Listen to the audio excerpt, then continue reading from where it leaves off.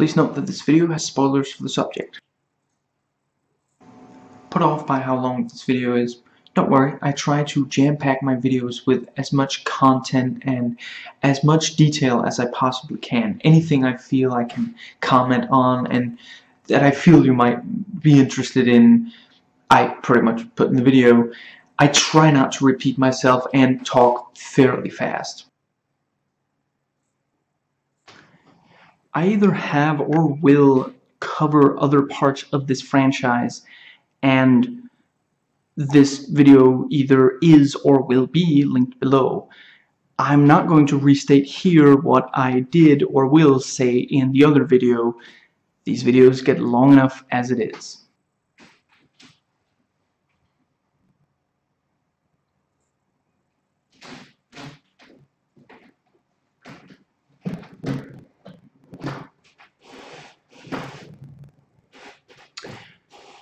Monster movie thoughts. Additional thoughts. Maybe I should start naming them that, since this is not the first time I do a thoughts video on. Yeah, I think a couple of years ago I made like a video where I said, you know, if I hadn't already done a video on this movie I would, and yeah, I don't remember, months back or something, I just stopped and thought, why don't I just do more videos? Now, starting with notes taken while watching. Now, before I start, I want to make it clear. I did not put. I guess that's okay. Before I start, I want to make it clear I don't want to judge pretty much anyone in this, with a few exceptions. The rapist, the cop who picks up Eileen in his car, and the interviewer who mocks her. Everyone else I have at least some sympathy for, so if I come across as, you know, just judging them, having no sympathy for them, it's a misunderstanding. And once again, these notes are voice typed, so sometimes Selby came out as Shelby. So if I accidentally say Shelby, it's not that I don't know her name. I just, yeah. Also, I don't mean to censor out swears. That's, yeah, I will probably swear at least some in this video in quoting the movie. Google Docs apparently has some moral objection to it and always censors them, so yeah. Yeah, basically, you know, the first letter of the word and then just stars for the rest of, yeah. Now, getting to the actual notes for the movie. The shots of Lee as a teenager do a good job of showing how she was isolated from her peers, and the only positive attention she got from men was sexual, and they clearly only wanted sex from her. They saw her as, yeah, literally a sexual object. You know, here was a chance to see a pair of breasts naked in real life as opposed to in a magazine. They had no further interest in her. And you know, in the bar, the girl goes up to Selby and asks, you know, anyone sitting here, and she just wanted the chair, not the seat. That's, yeah. When they meet, Selby is so shy, she barely dares talk to Lee, and the moment Lee realizes Selby is trying to get her attention, she like tenses up, clearly doesn't want to talk to her. Very good cut from Lee accepting a little beer from the pitcher to them, you know, pouring the last little bit from the nearly empty pitcher, you know, hours later. Selby really is terrible at, I don't know, I'm just going to go with the drinking game. I have no idea. I don't drink, you know, but the thing where, you know, they have the shot glass on the bar and they like put their head to it and grab it and to, yeah. Lee is so much better than her at it. It's, yeah. Everybody's got to have faith in something. I basically sucked him off for free. I really love that line. It so perfectly illustrates just how, you know, literally, she chooses not to kill herself because she finds $5 in her pocket and realizes that if she did kill herself without spending that, then she might as well have given that blowjob completely for free. And that's yeah, and it's one of the first things we hear in the movie at all. It's one of the very first things that Lee expresses at all, and it's such a perfect introduction to her character, because that really is, that's where she's at, and that, you know, it takes a lot for her to get back from that to a place where she's happy. And once she's been there, once she's seriously considered suicide, and she didn't choose not to commit suicide because she didn't still want to. She just decided, you know, okay, one more chance at, you know, sending me something that is going to make it worth it. And if nothing has come by when I've spent these $5 on beer, you know, then yeah, then she's going to do it.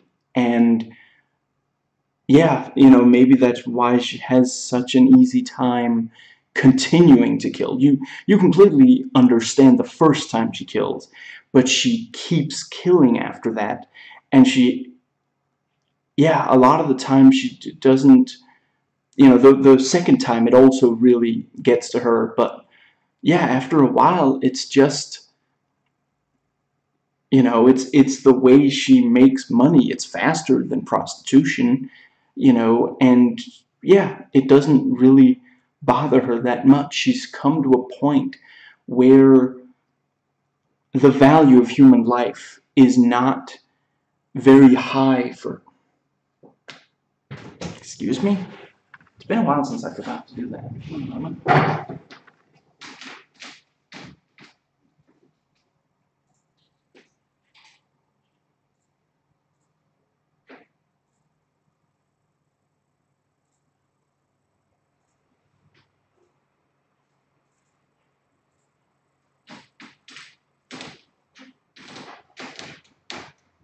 If you'll bear with me for a second, I just gotta check that the camera, what do you know, it actually is, I forget what they're called in English, but you know that, like a carpenter, he puts the thing on to make sure it's level, and is it called a level? Maybe it's called a level.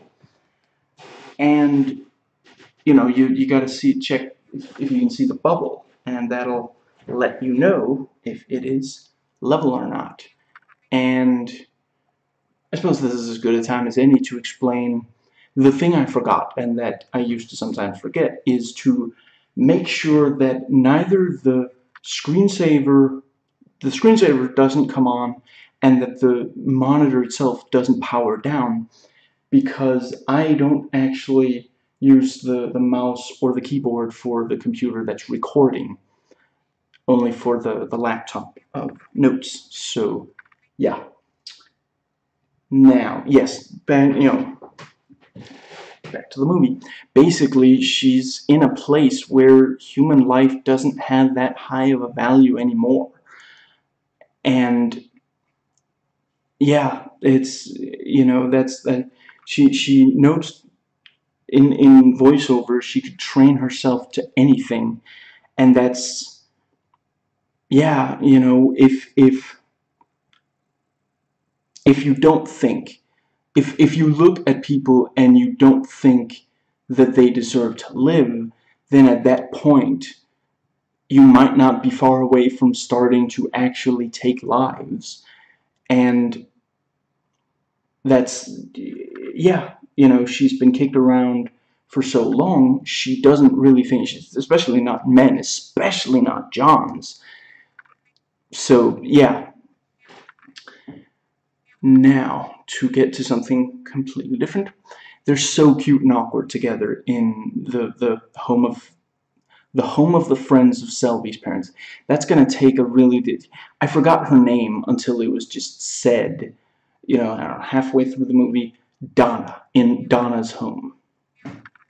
Donna, the the adult woman who's a friend of Selby's parents, you know.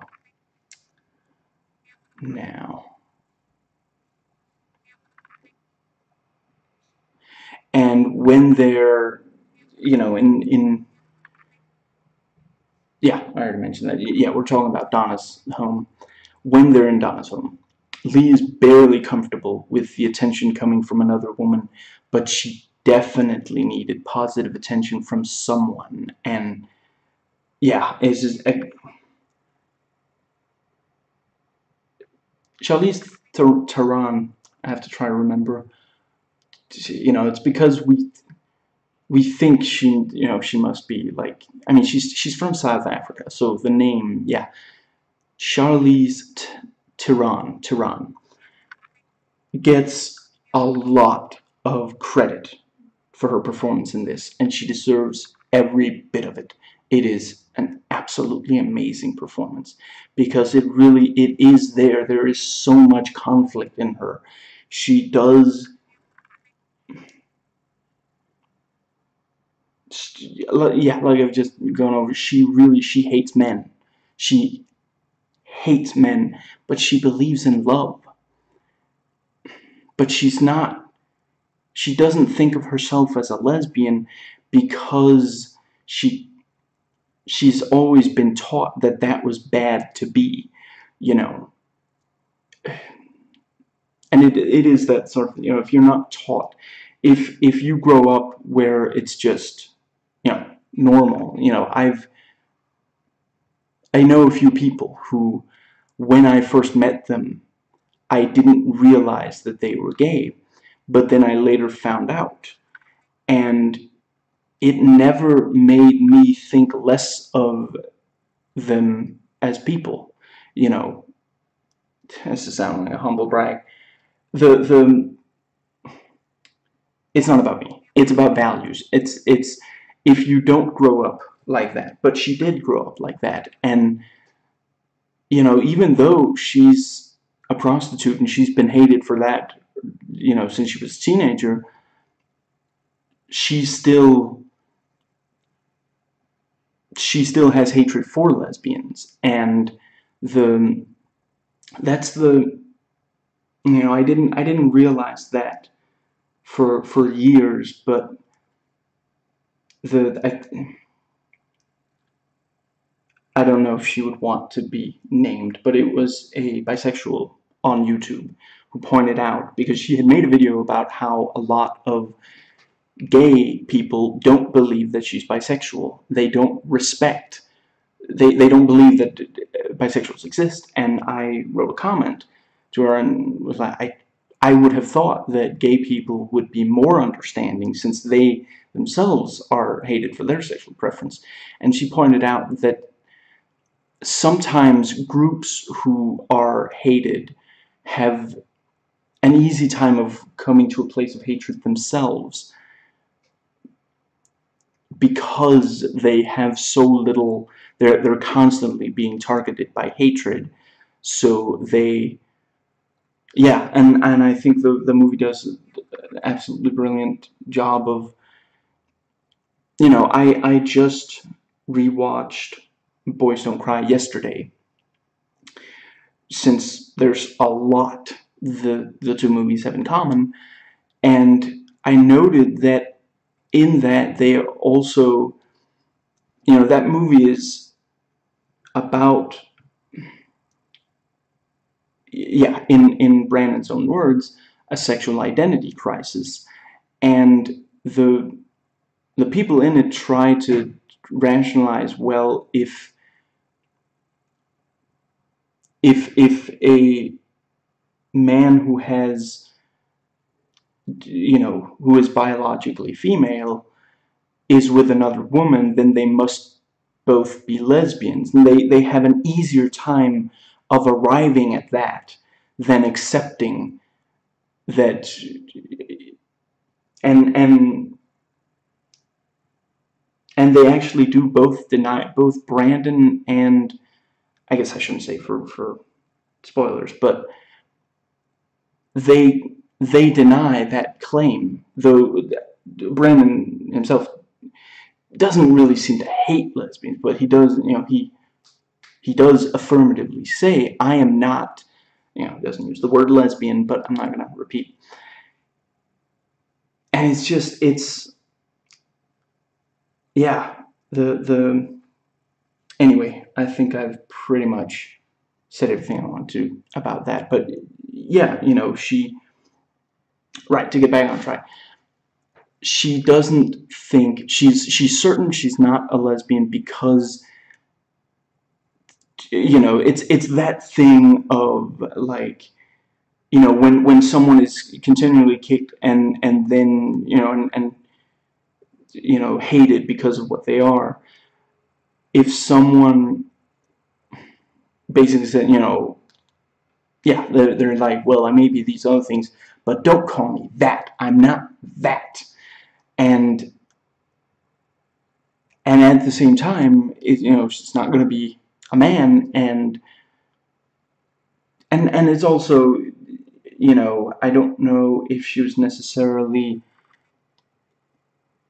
lesbian or bisexual or what extent, but they say, you fall in love with the person, not their gender, and yeah, that is, she didn't consider herself a lesbian, at least. Selby considered herself a lesbian, but in the events of this movie, the yeah, I think that's pretty much. But yeah, once she says, she is asked, can I touch your face? And once she says yes, then the yeah, there's this. She's like her she's struggling to accept, maybe I am a lesbian or bisexual, because she can't deny that she does like this touch. The intimacy of it is something that, excuse me, so yeah, excuse me, and saying goodbye outside Donna's home. They're also really cute and awkward together. The I love the little moment where, because and everyone has done this at some point. Lee is like, she's like trying to, it's basically like a fidgeting thing. And she also kind of wants to seem like smooth, so she like grabs the front of the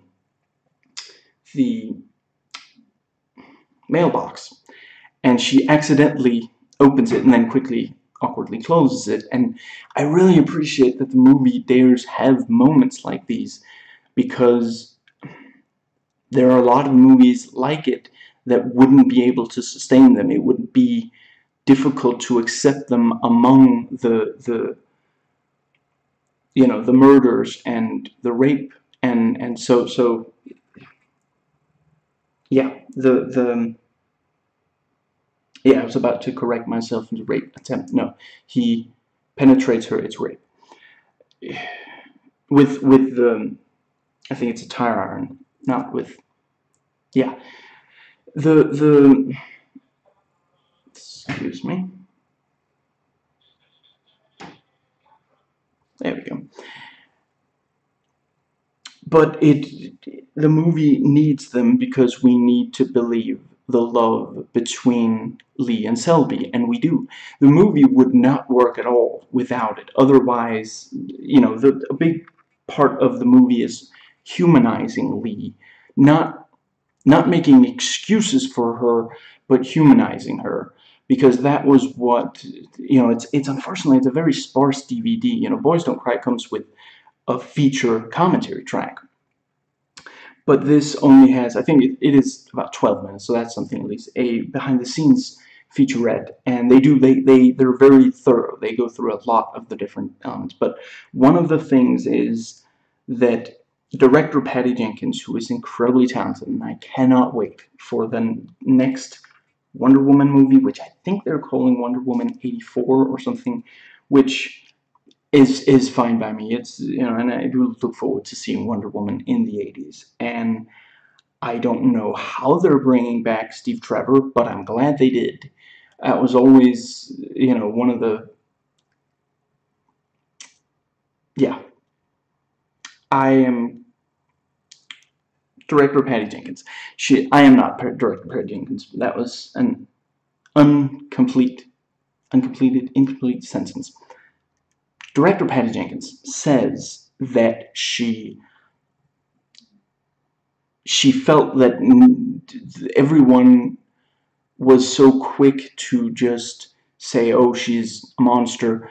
No one really tried to see the human being there. And Jenkins does not in words, not in the movie, downplay what she did. It is, you know, these were brutal killings, but there was a human being there, and yeah, I feel Lee deserved it, and I think the movie does an amazing job of it. Now, but yeah, briefly finishing off the, you know, when they're saying goodbye outside Donna's house, you know, they're cute and awkward together. Both of them clearly want a date, but neither wants to come off as desperate. So, you know, they don't just come out and say, I would like to see you again, can we, you know. So both of them, you know, she says, you know, I'll be at the, what's it called, the moon, you know, I'll be there again. Sorry, not again. Yeah, I will. It's the first date. I will be the you know, it's the first time they go to the moon room, whatever it's called, the roller skating. You know, I will be there. It's two, you know, it's 2 streets away from here. I will be there at 5. Would you like to, you know? And Lee is like, you know, maybe I'll be in the area, you know, and clearly both of them can tell that the other person wants a date, but they just can't quite come out and say it. I think I said in the old videos I did on this too, but I love Tom, and I love the actor Bruce Dern. I want to see more movies of. I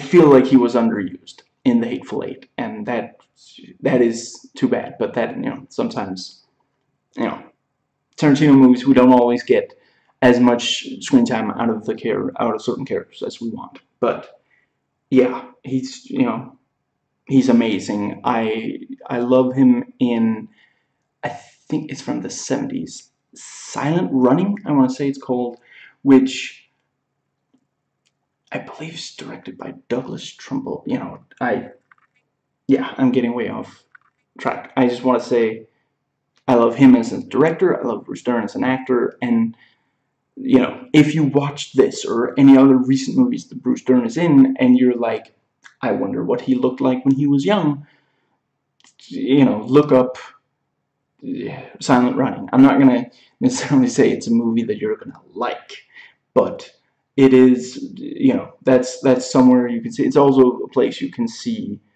you know, what's his name? Sloane from Alias when he was young. And in parts of that movie, he still looks creepy, so that's, yeah. Now, but yeah, you know, and basically the first time we see, you know, yeah, I don't remember it's the first thing he says, but the first time we see him, you'll pay when you can afford it.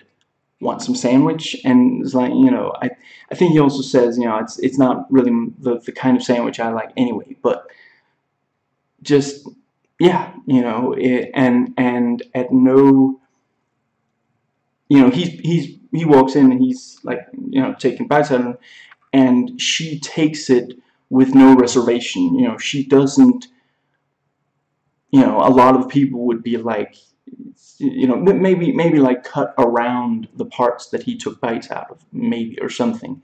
But, you know, yeah, there's no, and that's their relationship, you know. she's using this storage unit, I think it's called, and yeah, living out of the storage unit, and he, yeah, she owes him money, but it's not something that, yeah, he's like, when you can afford it. And then the yeah, and they share food. Yeah, he figures she might be hungry. It's almost even like, a lot of other, you might think that he's coming over specifically to get money from her, but it seems more like he, yeah, how are you doing? And, here's some food in case you're hungry. And because, yeah, he realizes that there's a real likelihood that she is hungry. She doesn't always get to eat when she's hungry.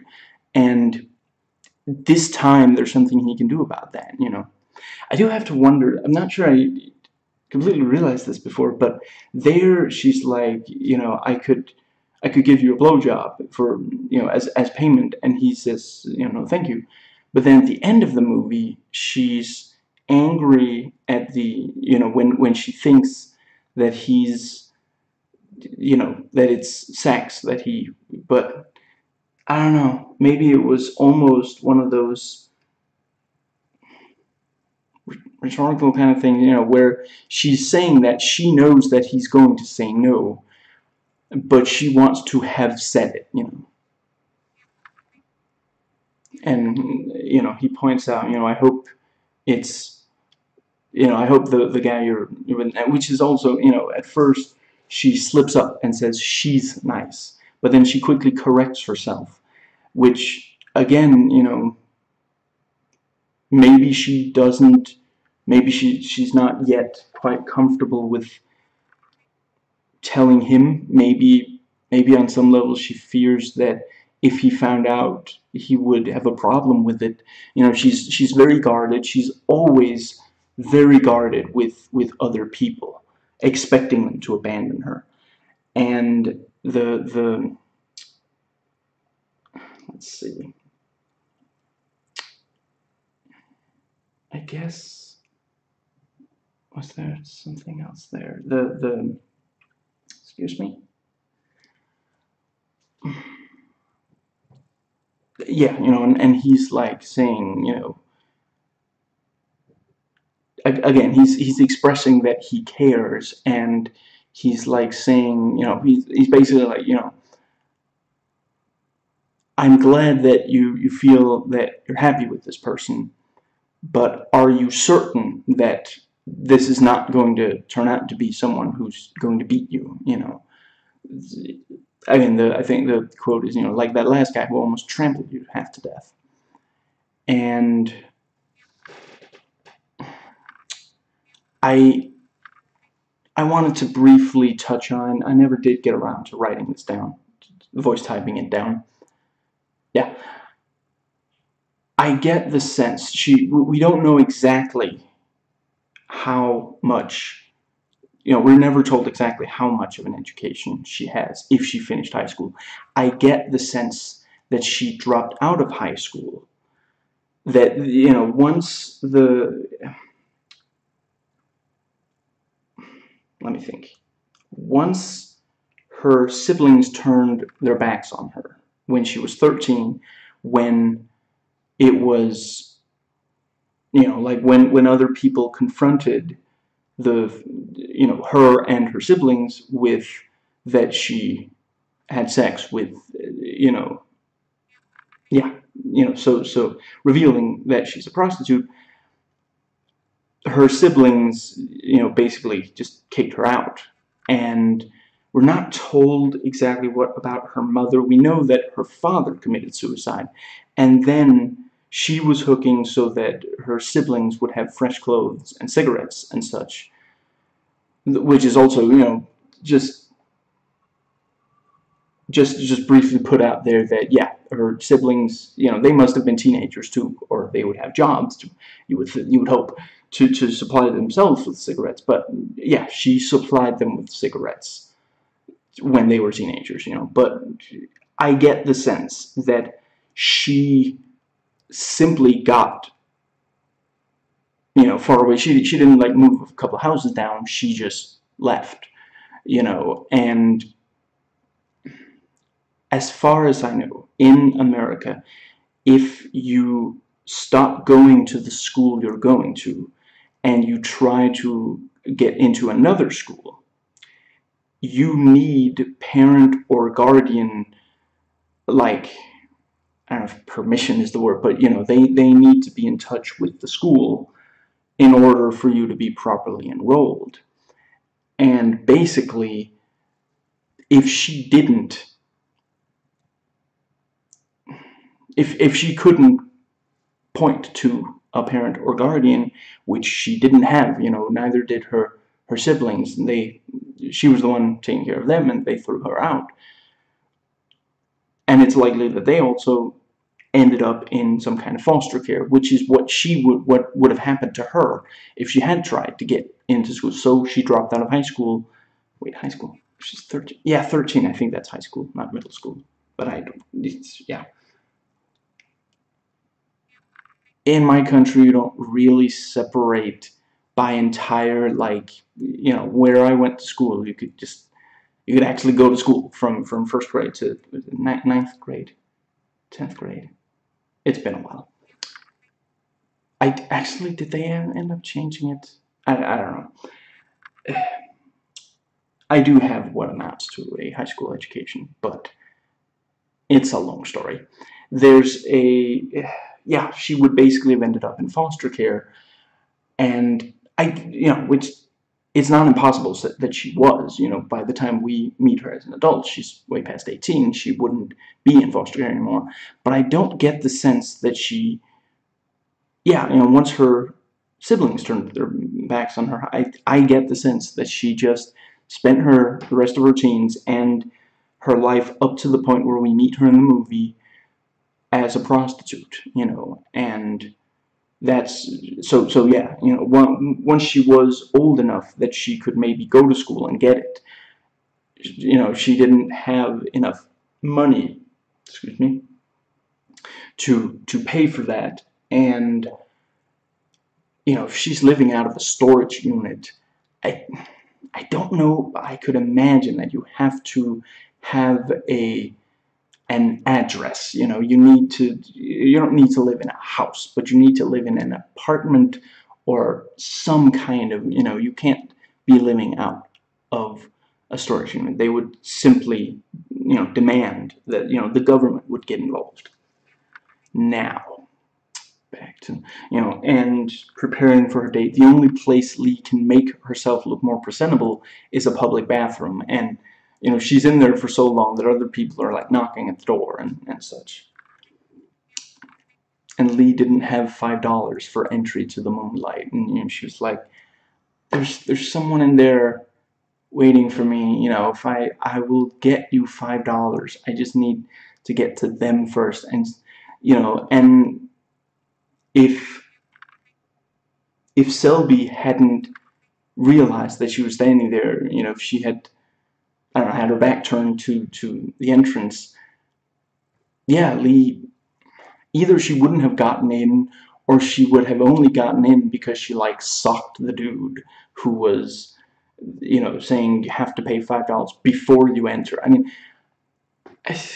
I don't know. I guess it's possible he's not allowed to leave his post, but I do kind of feel like, you know, if, like,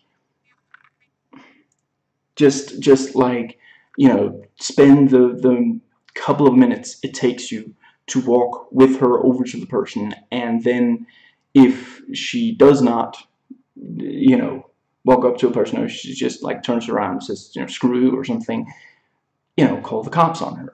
But not letting her enter if she's meeting someone inside and that person at least has money. That, yeah.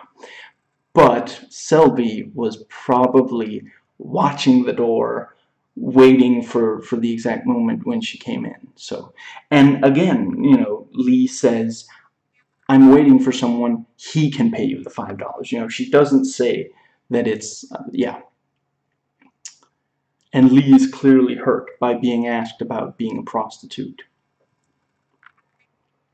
And, you know, Selby is, she does a fairly decent job of not, you know, and she's not, I don't get the sense that she thinks less of Lee for that. It's just she's never met a prostitute before, you know, and she's maybe a tiny bit too, you know, she has a tendency to sometimes say exactly what she's thinking, even when she should maybe be a little more diplomatic. But, you know, she does also, you know, she tries to make a recovery. I bet they're just lining up to be with you, you know. And, you know, how do you know what they want? Oh, I ain't shy to tell you. I love Lee reading in quote men with like just,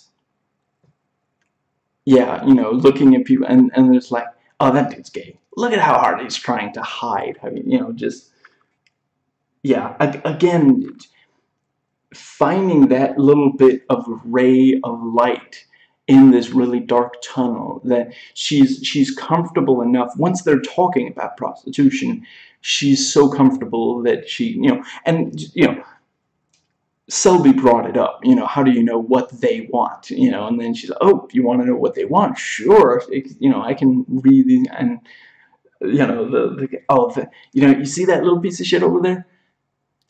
S&M, I bet you, and, you know, and that's, again, that's one of the many cases of Lee putting her foot in her mouth. She, you know, it turns out not to be, it's not that Selby is, like, upset that she said that, really, it's just, you know, she's surprised to see him there. But yeah, you know, you know, right after, you know, straight S&M, and she's like, you know, got him, nailed it, you know, and then Lee and then Selby is like, oh, that's Trevor, I'm sorry, I didn't, you know, and then she's like, you know, I didn't realize he was going to be here, you know, and the end of that sentence is obviously, and see me with another woman, you know, it's one thing to go to, you know, this gay bar and try to, you know, get in touch with someone there, which she just, you know, when she sees Lee, she actually walks up to her, and, you know, she doesn't just stay seated, you know, so she's worked up a little courage. But that's one thing, and then being seen by someone, you know, someone who maybe is going to tell, you know, Donna, that's a different thing entirely.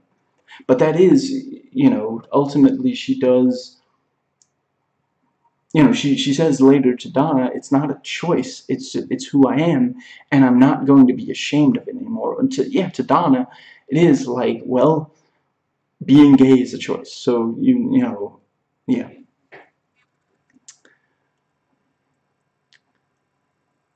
And, you know, when let's see, yeah, it's still the moon roller skating place. You know, when she saw him out, you know, oh yeah, you know, it's that thing of she came out here, but then before she got a job, she broke her arm, and she, you know, I already said, before she got a job.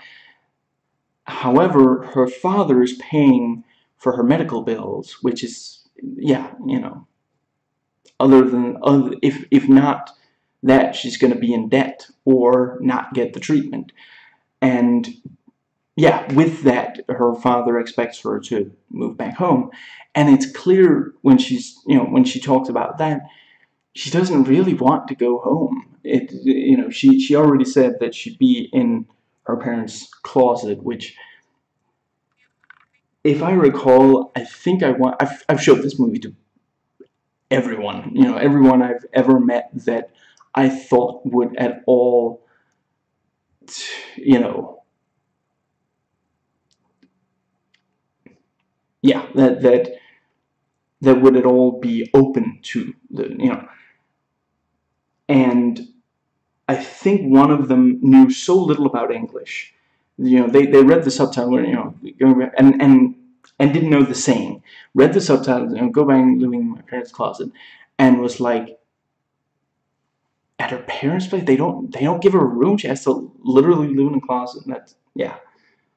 I've known some people who were not necessarily the I don't know a way to end that sentence without it sounding horribly insulting. If you think I'm talking about you, I'm probably not. Now, right, you know, yeah, she already said, you know, basically if she's going to live with her parents, she has to hide who she is, and she doesn't expect there to be another solution. You know, she's kind of resigned to that's going to be what happens. When they're roller skating, Lee is very sweet and very supportive of Selby. You know, she's like, you know, oh, you can do this. Oh, you know, hold my hand. It's okay. No, I'll make sure that this works out. You know, all this. You know, when again, you know, like 5 minutes earlier, she was like, so where are your friends? You know, yeah, you know, and Selby's, oh, I'm here by. You're mean, you know, and that's, yeah. I love Christina Ricci. She's so good in this movie. Anyway, yeah, you know, the moment that they're roller skating, and that's literally the first thing. You know, Selby just paid for her way in, and then she makes that kind of, you know, calls attention to the fact that Selby's there by herself. That's, again, she's guarded, but then they've talked a little bit and they're enjoying each other's company, and so when they start roller skating, yeah, you know, she's so sweet and supportive. And yeah, you know, such a contrast to how she is with almost everyone else in the movie. And yeah, you know, despite all the abuse, she has retained the ability to be nice. And it's such a great song during the roller skating. It's the one that Lee says she loves. I don't know what it's called. I've heard it in other places, I think, you know. And this is also the first song that plays during the end credits, although some other music does play before that. But, you know, otherwise, you know, similar to The Blues Eyes in Texas and Boys Don't Cry. Personally, the song I've always connected more to the heartbreak of this movie is Crimson and Clover, which doesn't play during the end credits. I always mix up that Blues Eyes in Texas plays, you know, right away during it actually starts playing before the end credits in, you know, Boys Don't Cry, but in this, Crimson and Clover does not play during the end credits. I always forget that because it's just, excuse me, you know, that's the song when they first have sex, and that's, I mean, they're also, it's also a great scene. They're also, that's when they really fall for each other. The you know, the roller skating. I don't know, I just always, I guess, no, I know, it's because it's after. Crimson and Clover, that's after the rape, after she first kills. It's the fact that she came back from that with enough humanity to be tender with Selby. You know, this is the kind of thing, you know, you might almost expect her to almost like rape Selby. You know, you know, a lot of perversions come from abuse. You know, not necessarily abuse, but the you know, the way you've been treated by other people. You know, some people who've been raped feel like they don't deserve love from other people. You know, so yeah, you know, you might almost, but no, when she's back with Selby, not right away, but once they get there, you know, she is actually really tender and loving with her, and I just, that's so affirming, and then the movie still ends in heartbreak. That's the song that I connect to this movie's heartbreak, where them falling in love is a great scene, but you know, we've seen people fall in love in other movies, and I have to admit, I think that the Boys Don't Cry scene of the falling in love between the main couple, it has a stronger effect on me, at least. It's just, you really get why.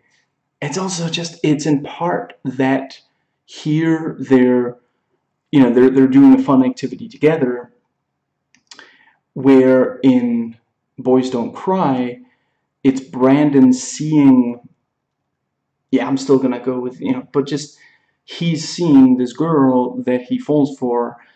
You know, I talk about that in the videos I did on that, you know, hearing someone sing, if they're fairly decent at singing, and they're singing a beautiful song, that's really something where you can fall in love with another person, you know.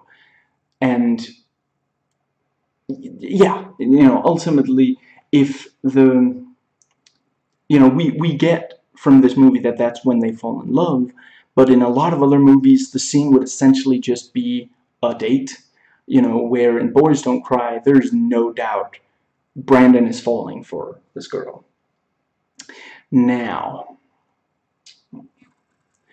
and Lee isn't surprised that they can't go to Donna's house, and then she suggests a yard nearby, which Selby clearly isn't comfortable with.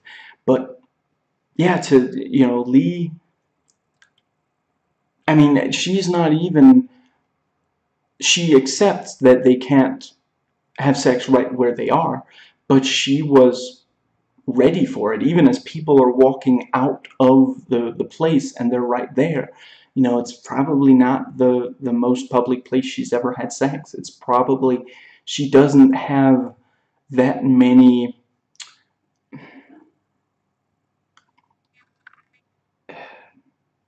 inhibitions left for that kind of thing. Now,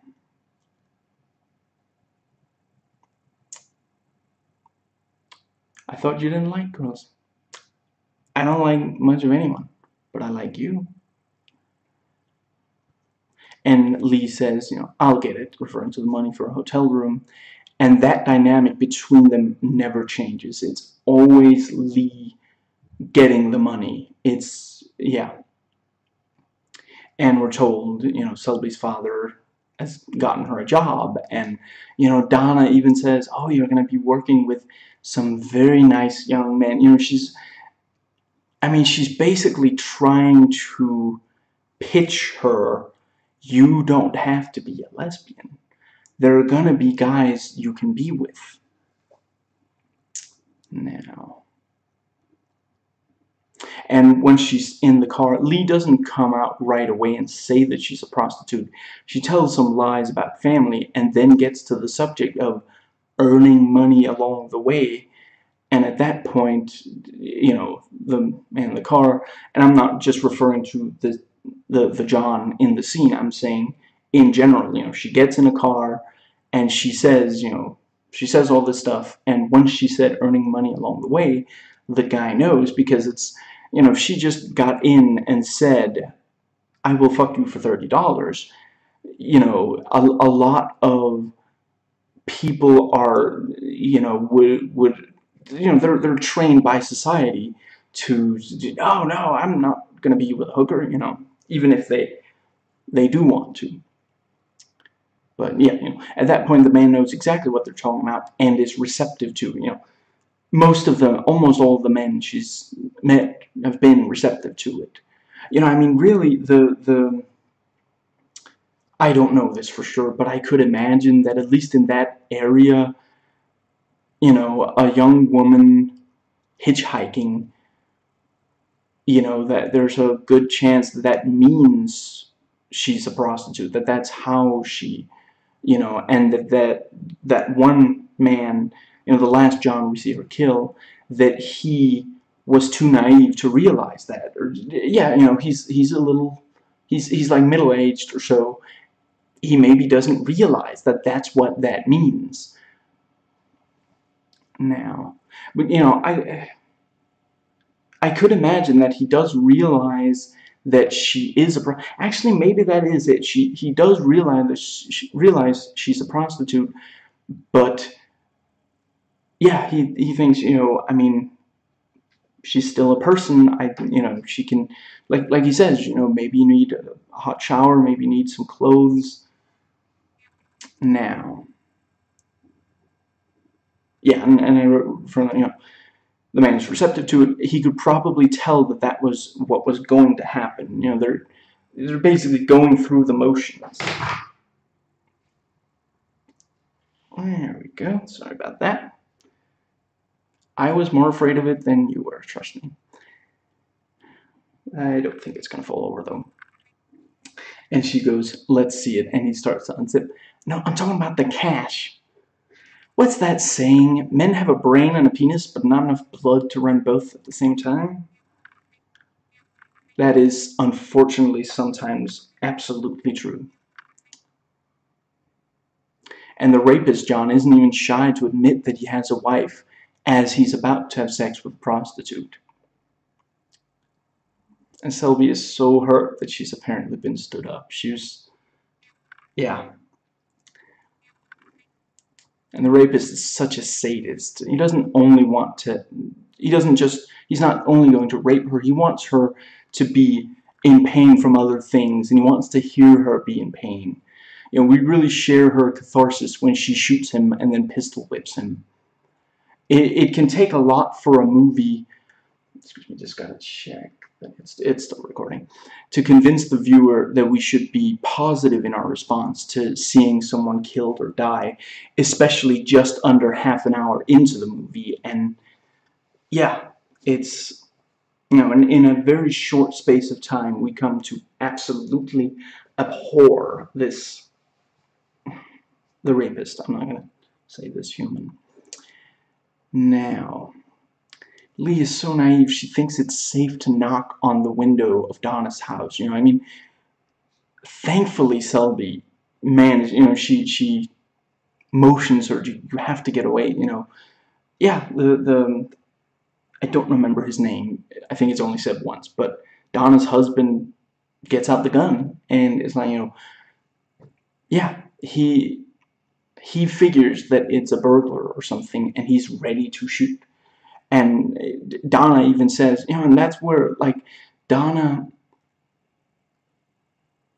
I mean, she has a sense that maybe Lee is in the room or something, and she's like, you have to get her out of here, or my husband, she says his name, is going to shoot her, and yeah, I mean, if Donna wanted to, she could say to her husband, no, she's with someone, and she might even be in here, let's try to find her, or something. But yeah, I mean, she thinks she's a compassionate person. Now, and Donna is angry that Selby was with a woman and is going to tell her father, she was told by Trevor. And just to briefly play devil's advocate, given that Donna thinks it's a problem that Selby was with a woman rather than a man, couldn't she at least ask if she can help Selby get out of that? No, there's only judgment. And obviously, I don't think that anybody should be talked out of their sexual orientation. And outside the house at night, Lee can barely hide how shaken she still is, but she can't tell Selby what happened yet. At that point, she has no intention of ever telling Selby because she doesn't want to shock her. But like she says, I couldn't let you think that you'd been stood up. I couldn't let you think that I didn't want to be there. And Lee, but Selby does realize that something, and she goes from being, angry and hurt to being compassionate and concerned. Very quickly, she, at this point, clearly does care about Lee. At the end of the movie, she clearly doesn't. Just give me a week. In the brief montage, they smile and laugh so much together until Selby tries to be intimate with Lee, which, yeah, she she can't yet explain why, and she also can't yet be intimate. Selby has a hard time telling off her father, but she clearly does want to do so, and probably has for a long time. And you get a lot of information about her father, even though I think that's probably her father. At the very end, when you see Selby with a man on one side of her, a woman on the other side, that's probably her parents.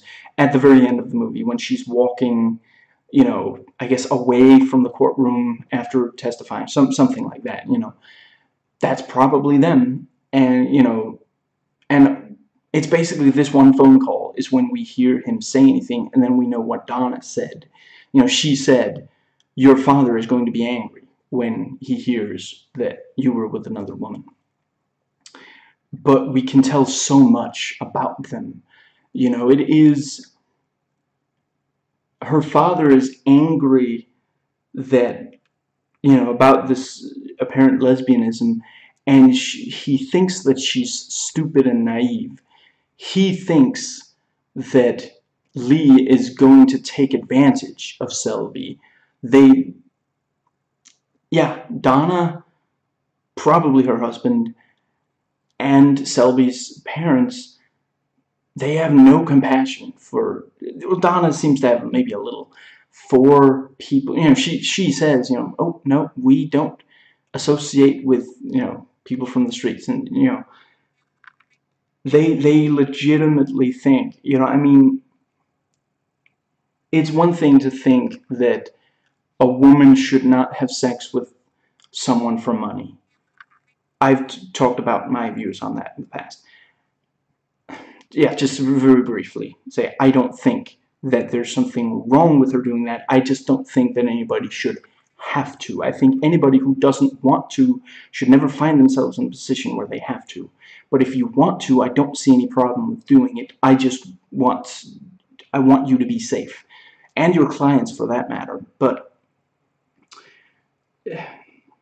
yeah, it's one thing, clearly they don't think that it's moral for a woman to have sex with men for money, to have sex with someone other than her husband. But to get from there to that prostitutes are like evil and would take advantage of regular people, yeah.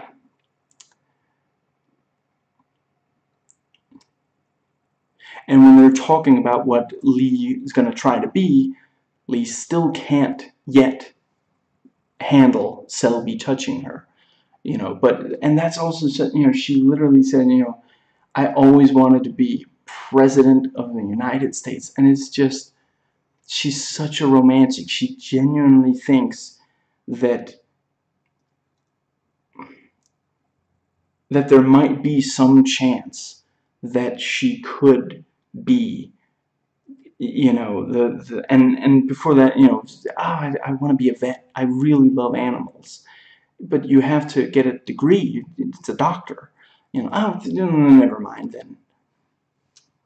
And at the first job interview, the interviewer clearly gets gradually more and more convinced that Lee isn't qualified for the job, but she doesn't want to interrupt and say, "I'm sorry, you're not qualified."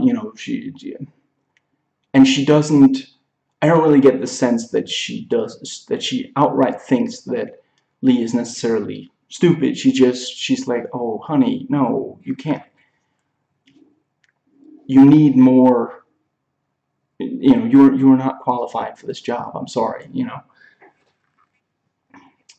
And great acting on Lee gradually losing self-control and telling off the interview. It actually, now that I think back on it, it's a little like when she loses control and shoots the second John, not the rapist, but when she says, "Oh, I'll go back to hooking," and she thinks she really is going to have sex with this guy, but then she's overtaken.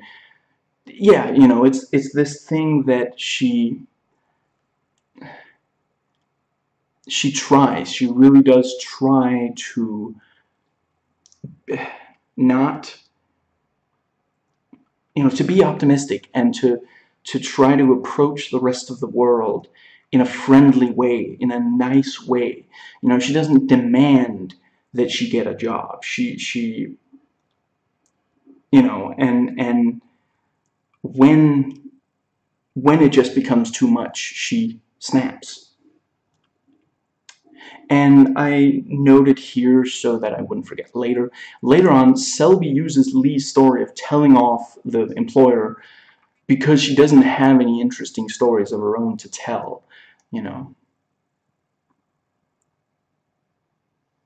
learning the truth at 13. I'm kind of starving, and Selby kind of realizes Lee means well, but she does not know how to. It was unrealistic, and on some level she starts to think that her parents and Donna were right, that Lee is going to take advantage of her, and that she genuinely does not care that Selby is starving.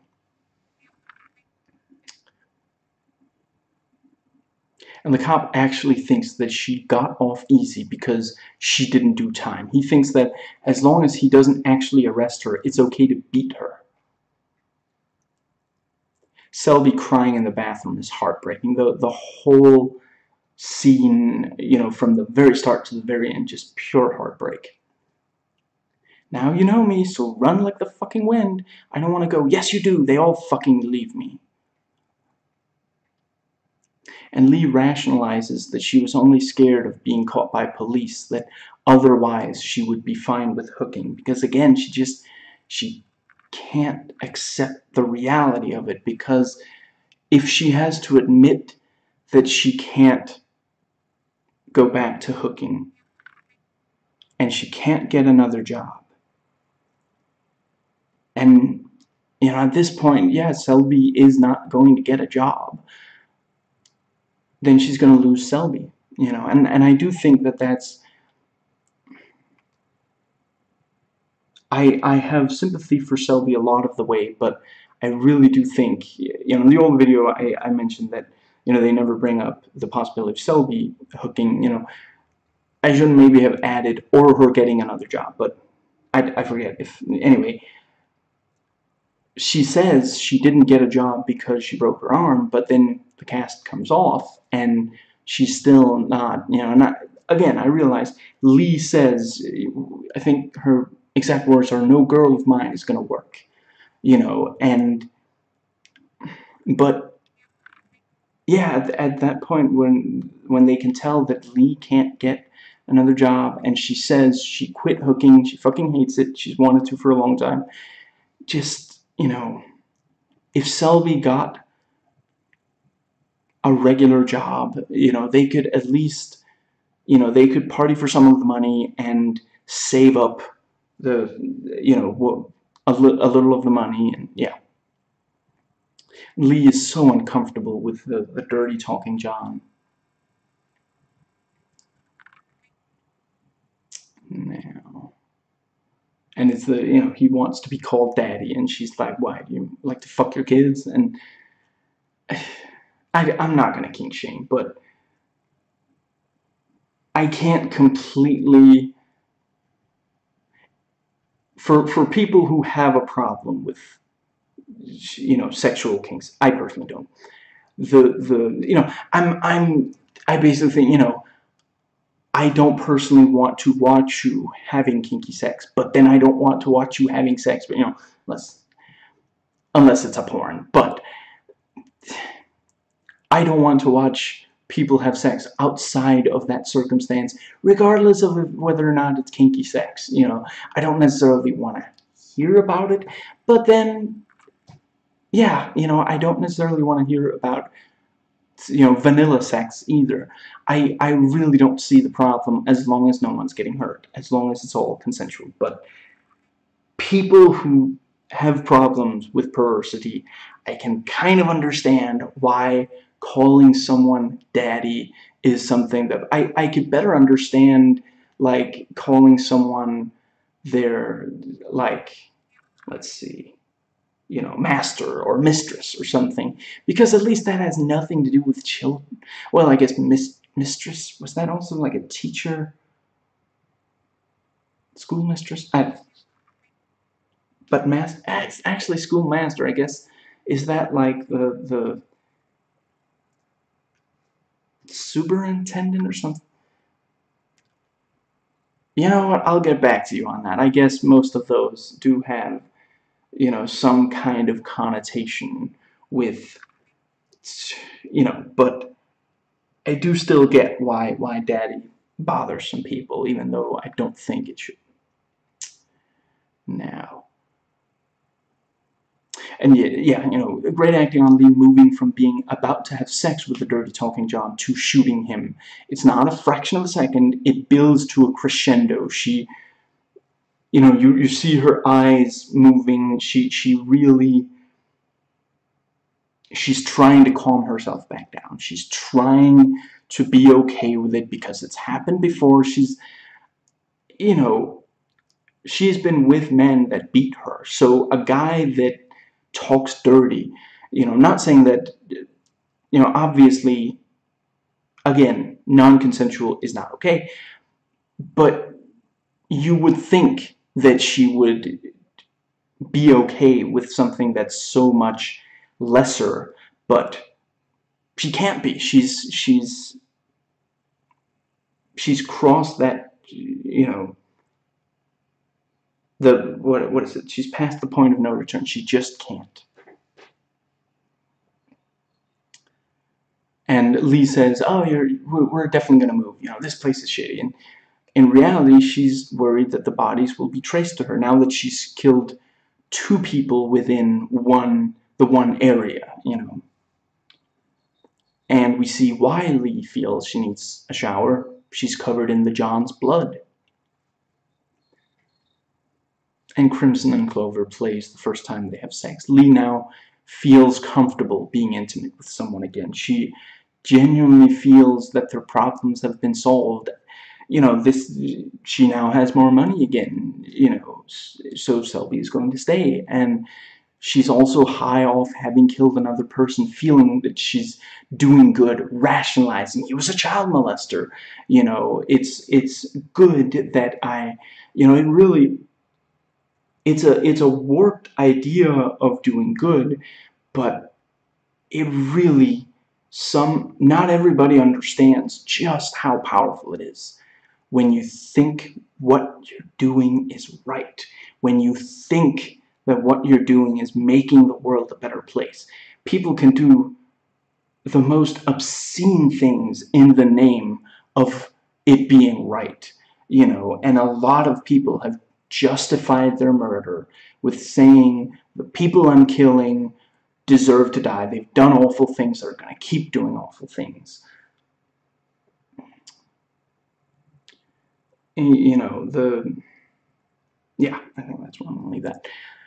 A lot, probably most, sex scenes are filmed and edited to arouse straight men, and I really appreciate that this scene, featuring 2 of the most beautiful women in Hollywood, even if one is in unattractive makeup, is not. It's about the intimacy and love that they feel for each other, and I don't want to disparage every male director, but I'm sorry, sometimes this is kind of why some people have more faith in female directors, because both in this movie and in Boys Don't Cry, both of them directed by women, both of them featuring incredibly beautiful women, the sex scene is not filmed to just be arousing. Yeah. And when she's with the starring John, Lee has gone from being able to read what men want sexually in the roller skating, you know, to seeing brutality in every John she meets. You know, the stuttering John is obviously not violent, and he's played absolutely brilliantly by Pruitt Taylor Vince, who I love in pretty much everything I've seen him in. Just, yeah, you know, and again, I appreciate that that is something, you know, the movie does acknowledge. Not everyone who goes to a prostitute is actually, you know, some of them are just shy. You know, he's never dared to approach a woman because he has this stutter, he's nervous, and he wants to have sex with a woman, and he's willing to pay. He has no interest in any violence or anything. It just, when she says this stuff and he kind of smiles and nods, he's so used to just, not speaking up for himself. If if he wasn't extremely nervous, he would immediately say, "Hey, no, I'm not. I don't like rough stuff." Excuse me. Once he does work up the nerve to, that is exactly what he does say. He just, yeah. And I really appreciate that the movie acknowledges some men. It's just because they're shy. It's because they're not good at. There's a lot of movies and music that give really stupid, bad expectations for how men approach women, and a lot of men have serious trouble moving past that and arriving at something that's more healthy. And there aren't that many ways to learn it other than if you can maybe kind of intuit it, or if someone explains it to you, or if you watch one of the movies that do actually have a reasonable. But yeah, a lot of movies, it's just be really masculine and she'll appreciate it. And yeah. Now Selby is so cute, walking up in the bar pretending she's tough, and in the car drinking. And at Fun World, the moment Lee sees Selby with the other girls, she realizes this is when she has to be alone again. Selby only rejoins her when the other girls walk off. She wants to ride the Ferris wheel and not by herself, so she goes back to Lee for lack of a better option. And yeah, it's. I don't think that it's because Selby doesn't care that it'll hurt Lee. I think she genuinely doesn't understand how much it hurts Lee. It's just, she's so used to being, it's not clear if this is the first time she's been in a relationship at all, but she definitely has, an expectation that they don't just, again, yeah, she has an expectation that they're going to be around other people. She has to be around other people than just her partner, and she can't have it be, yeah, I want to meet someone and without you scaring them away. Lee retelling her siblings abandoning her is just devastating, and as she tells Selby, what it told her is that she can't trust anyone. Lee is so ready to cover up what's going on right after the car accident. Selby is still reeling from the crash. Again, just a really, really good contrast, because really Selby is not used to this. She's not used to hiding and lying and all of this stuff. And Lee, it's almost second nature. She doesn't want to throw Selby back into the car like she does, but she knows that the alternative is worse. It's she might end up in jail, possibly both of them. Yeah. And we see her get rid of the car, hiding their tracks. I don't know exactly. I can imagine maybe it's ammonia or rubbing alcohol or whatever it's called. Pure, very pure alcohol. It just, yeah, it's, yeah. Now, let's see. And that car belongs to a dead man. And finally, Selby accepts the truth that, on some level she knew. She knew that you don't walk home with that much money from one night of hooking. She was just happy that someone was, basically pampering her, I guess, is the thing. And again, I mean, clearly Selby also really wants someone to love her. And, you know, not being gay myself, I can't completely understand it, but, you know, yeah, I mean, if you're gay and you're in a physical and social environment where that is completely unacceptable, you know, you're not going to get the kind of attention you want from the other gender because you're gay, and you can't get it from your own gender because it's not okay to be gay in that. So yeah, she's wanted it for you know, so long. And yeah, so yeah, she's just really happy that someone, I don't think it's selfish to want someone else to basically pamper you. No, I think that they both make mistakes that lead to it being the expectation that Lee solves their problems rather than Selby just having a regular job. You know, but I don't think that you're wrong just because you want someone to, you know, buy you everything. I just think that, you know, once you're an adult, at least you should be willing to work for, you know, and try to save up for if you want, you know, I mean, the camera I'm recording this on wasn't cheap, but I saved up money for it, you know. Now, the least you can do is hear me out. We can be as different as we want to be, but you can't kill people. Says who? And she rationalizes, mentally getting to a place where she can be okay with killing. In fact, she thinks it's good. You know, she's doing a service. These are people who should be killed in her mind. And she says, you know, people are killing each other every day. And, you know, I mean, that's not an argument for the fact that other people do a bad thing is not an argument for you to do a bad thing. And again, I have a lot of sympathy for Lee, but that's something that, you know, if someone is watching this video and you're listening to her arguments and you're like, yeah, that's not a good argument. It's not a good argument. Two wrongs do not make a right. And the wrong thing for the right reason is still the wrong thing. Again, with that said, I completely understand. Sometimes it's hard to get by without doing the wrong thing. What's that thing in The Dark Knight Rises? Once you've done what you need to do, they'll never let you do what you want to do.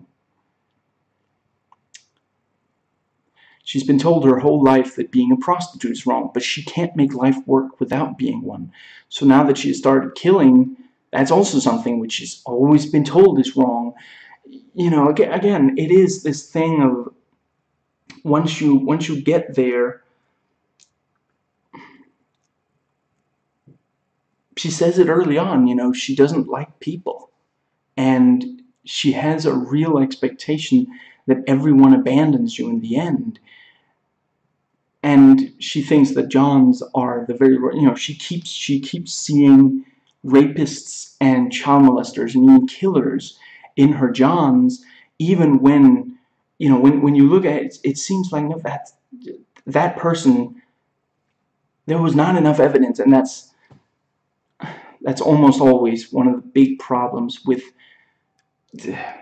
what's it called? Vigilante justice. When you keep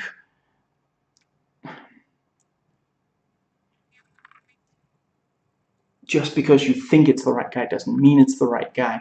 If you can't prove it, if you don't have, you know, incontrovertible evidence, then you might have the wrong person. Countless people have been killed because vigilantes thought this, you know, we've got the right person. Really good scene in the diner. I think, was that the, yeah, I don't really have anything else to add to that. Are we going on a hike? She wanted him gone from the car with the gun, and she makes it easier for herself to hide the body. The story of her father's friend raping her for years explains a lot about how she can go on despite having experienced horrible things, and she can willingly do horrible things and let horrible things be done to her. You know, a lot of people in her situation would, you know, I mean, I don't know how much, once she's an adult, I don't know how much the government is going to do to try to take care of her, but I mean, I don't know. I don't know exactly what, you know, she does not have a lot of options, but she she's somewhat comfortable with these awful things because, you know, I mean, if her father isn't going to do anything about it, then, you know, I guess it must be okay. Almost, how how much your parents or guardians do to protect you when they see that someone is doing something awful to you does a lot to, it has a huge impact on how you feel about bad things happening to yourself and to others. And after she kills the man in the woods, she goes through his wallet. We see his wife was in a wheelchair. That's why he goes to prostitutes, even though he's married. And he's a cop, which is why he had a gun, or retired cop, possibly. You're just going to have to go and get another one. Selby refuses to find another solution, help out, or the like. You know, she is right that they can't take everything with them on the bus, but yeah, it's at that point she has completely she is, yeah, you know, Lee solves their problems, and if that involves killing, then that's how it's going to have to be. Are you alright? Tom really listens and cares, and I love the bit about, you know, circumstance, because that's it, you know, yeah, there was nothing he could do once, you know, he came back from Vietnam, and yeah, nobody understood it, and he realizes that she doesn't want to be a prostitute, but it's just, that's what happened. And the old couple positively ID them from a sketch. I think I once watched the movie with someone who didn't quite understand how that, the way I see it, the what, it's not that the two old people, I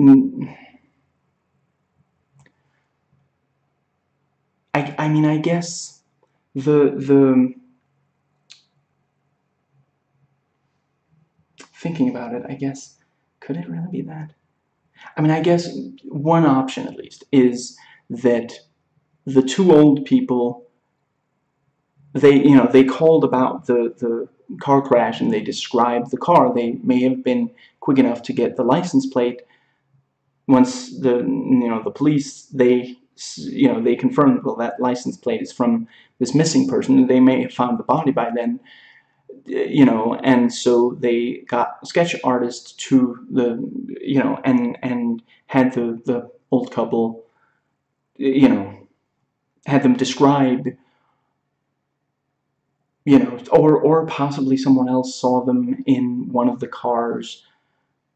But, you know, and if it is the old couple who had the sketch done, you know, you might be wondering, well, why do they have them say, yep, that's them? Is, you know, does that have, you know, I don't know if that would necessarily happen if that was them having the sketch done, but it's one of those things where the movie needs to make sure that we understand that it's not just the old people being shown the sketch. No, they positively ID them. That's, you know, that's a huge change. That's, you know, when Selby sees that on the TV, that's, yeah, you know, they know who we are. The narration and Lee telling us things from her childhood and teen years is perfectly spaced out and placed. It explains so much about her, fits thematically. That's some of the hardest stuff to deal with, especially in a movie. In a novel, you have more space and time to work with. Not saying that writing a novel is easy, but thematically, right after she's told the John in the woods this whole story, she's going through the wallet, and she thinks to herself, later on he died, and that made me think, no matter what, sooner or later it catches up to you. And just as she's saying that, we see that she killed a cop. So it's one of those things. It's an incredibly important story to tell about her, because it tells us so much about her. But yeah, where she's, yeah, it also fits with that. Yeah, she herself, it caught up to her. Sooner or later, she made that big mistake. And let's see, there's also, let's see, you also have the,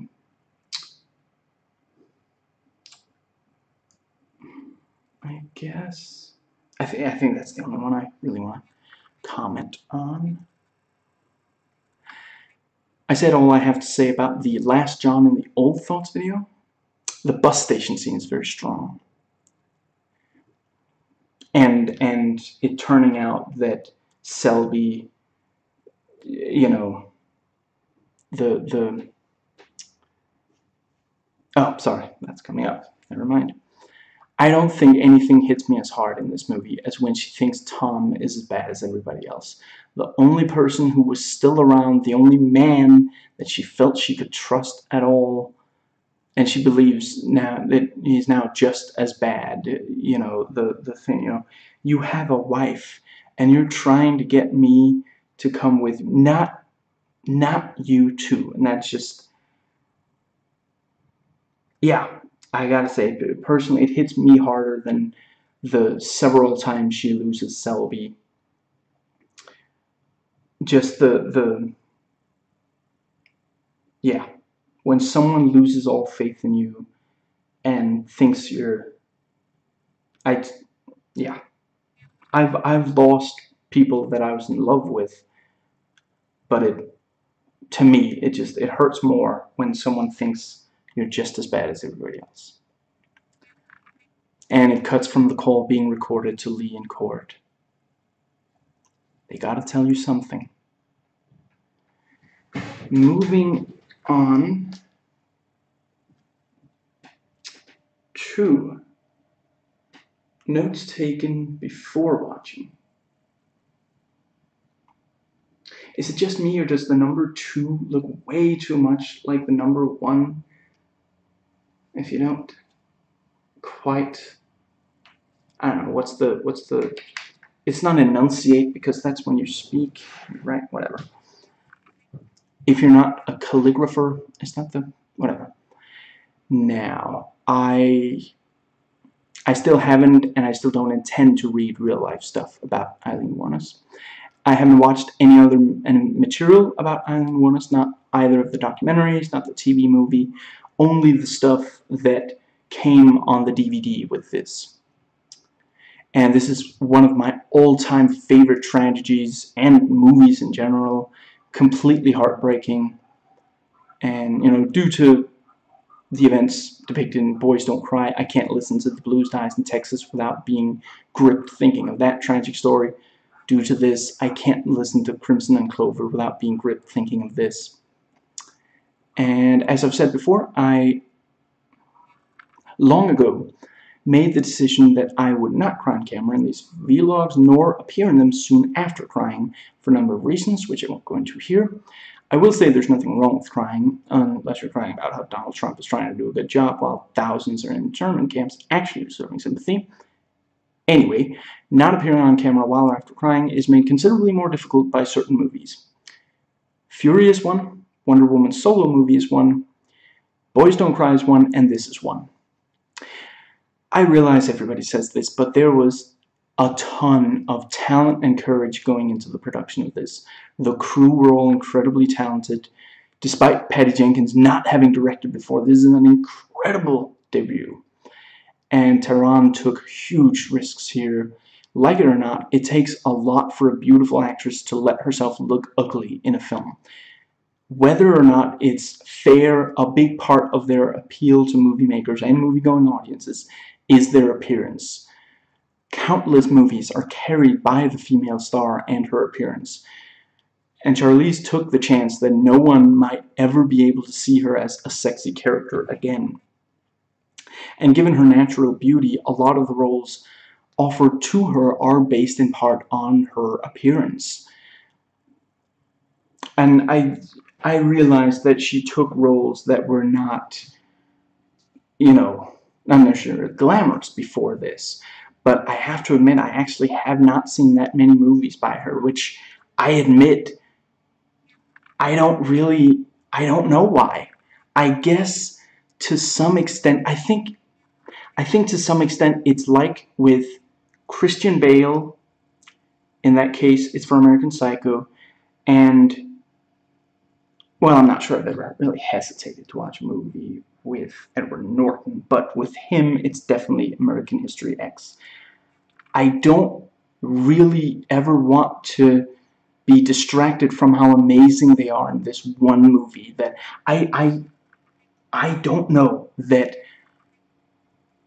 one of these three actors could ever make another movie where I would care even more about their performance in that. You know, I remember when, you know, I've heard people talk about the, you know, among the various, you know, actors who play Batman, Bruce Wayne, you know, people talk about, you know, whether, you know, Christian Bale is he a good Bruce Wayne? Is he a good Batman? And, you know, I can't even, I'm just like, you know, I still own American Psycho on DVD. I should watch that again, you know. So, yeah. You know, they're great in other movies, but those three movies are always going to be the go-to movie for those three actors, respectively. And, yeah, that's probably why. But I love them in a lot of what I've seen them in. Now, people say about, excuse me, just to check, yep. People say about actors like Denise Richards and Jessica Alba that you can't buy them in roles where they're playing, for example, scientists, not Scientologists, or scientists. I've never seen either give a performance that would get me to buy them in a role like that. But then people also say you couldn't buy, you know, Hilary Swank as a scientist. I don't really get that. I mean, she's a very attractive woman, but she's also known for being an incredibly talented actress. Everybody knows her performance in Boys Don't Cry. You know, I can't even imagine having real trouble buying her transformation into a character that she doesn't look like naturally. You know, I haven't watched all her movies. Maybe to other people, you know, other movies come to mind. But, you know, and playing a character that so many will hate despite the empathy that the movie's depiction creates. You know, her role in this, Charlize risked people not being willing or able to see her as a character people can sympathize with. And she gives an absolutely amazing performance. I do respect the point of view that rather than taking a beautiful actress and making her, you know, look unattractive, that the film should have cast someone already considered ugly, perhaps someone who comes from the same environment as Eileen, which, you know, Charlize doesn't really, yeah, you know, anyway,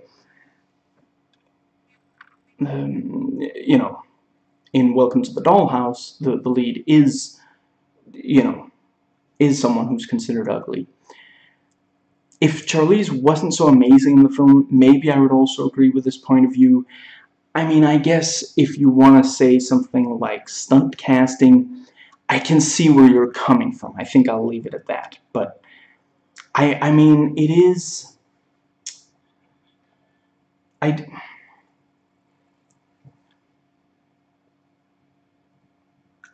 get the why, for example, when there's a character who's trans that audiences want,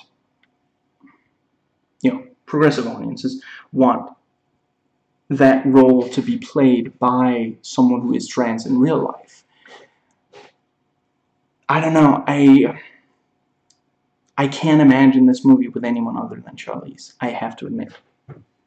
But if they ever make a similar movie, and they then cast someone, I don't want anyone else to make another movie about, okay, if they have an amazing idea with it, then go ahead and make them another movie about Eileen Wuornos. But if you made a similar movie to this, and you then cast someone from that environment who looked like that, yeah, I could understand.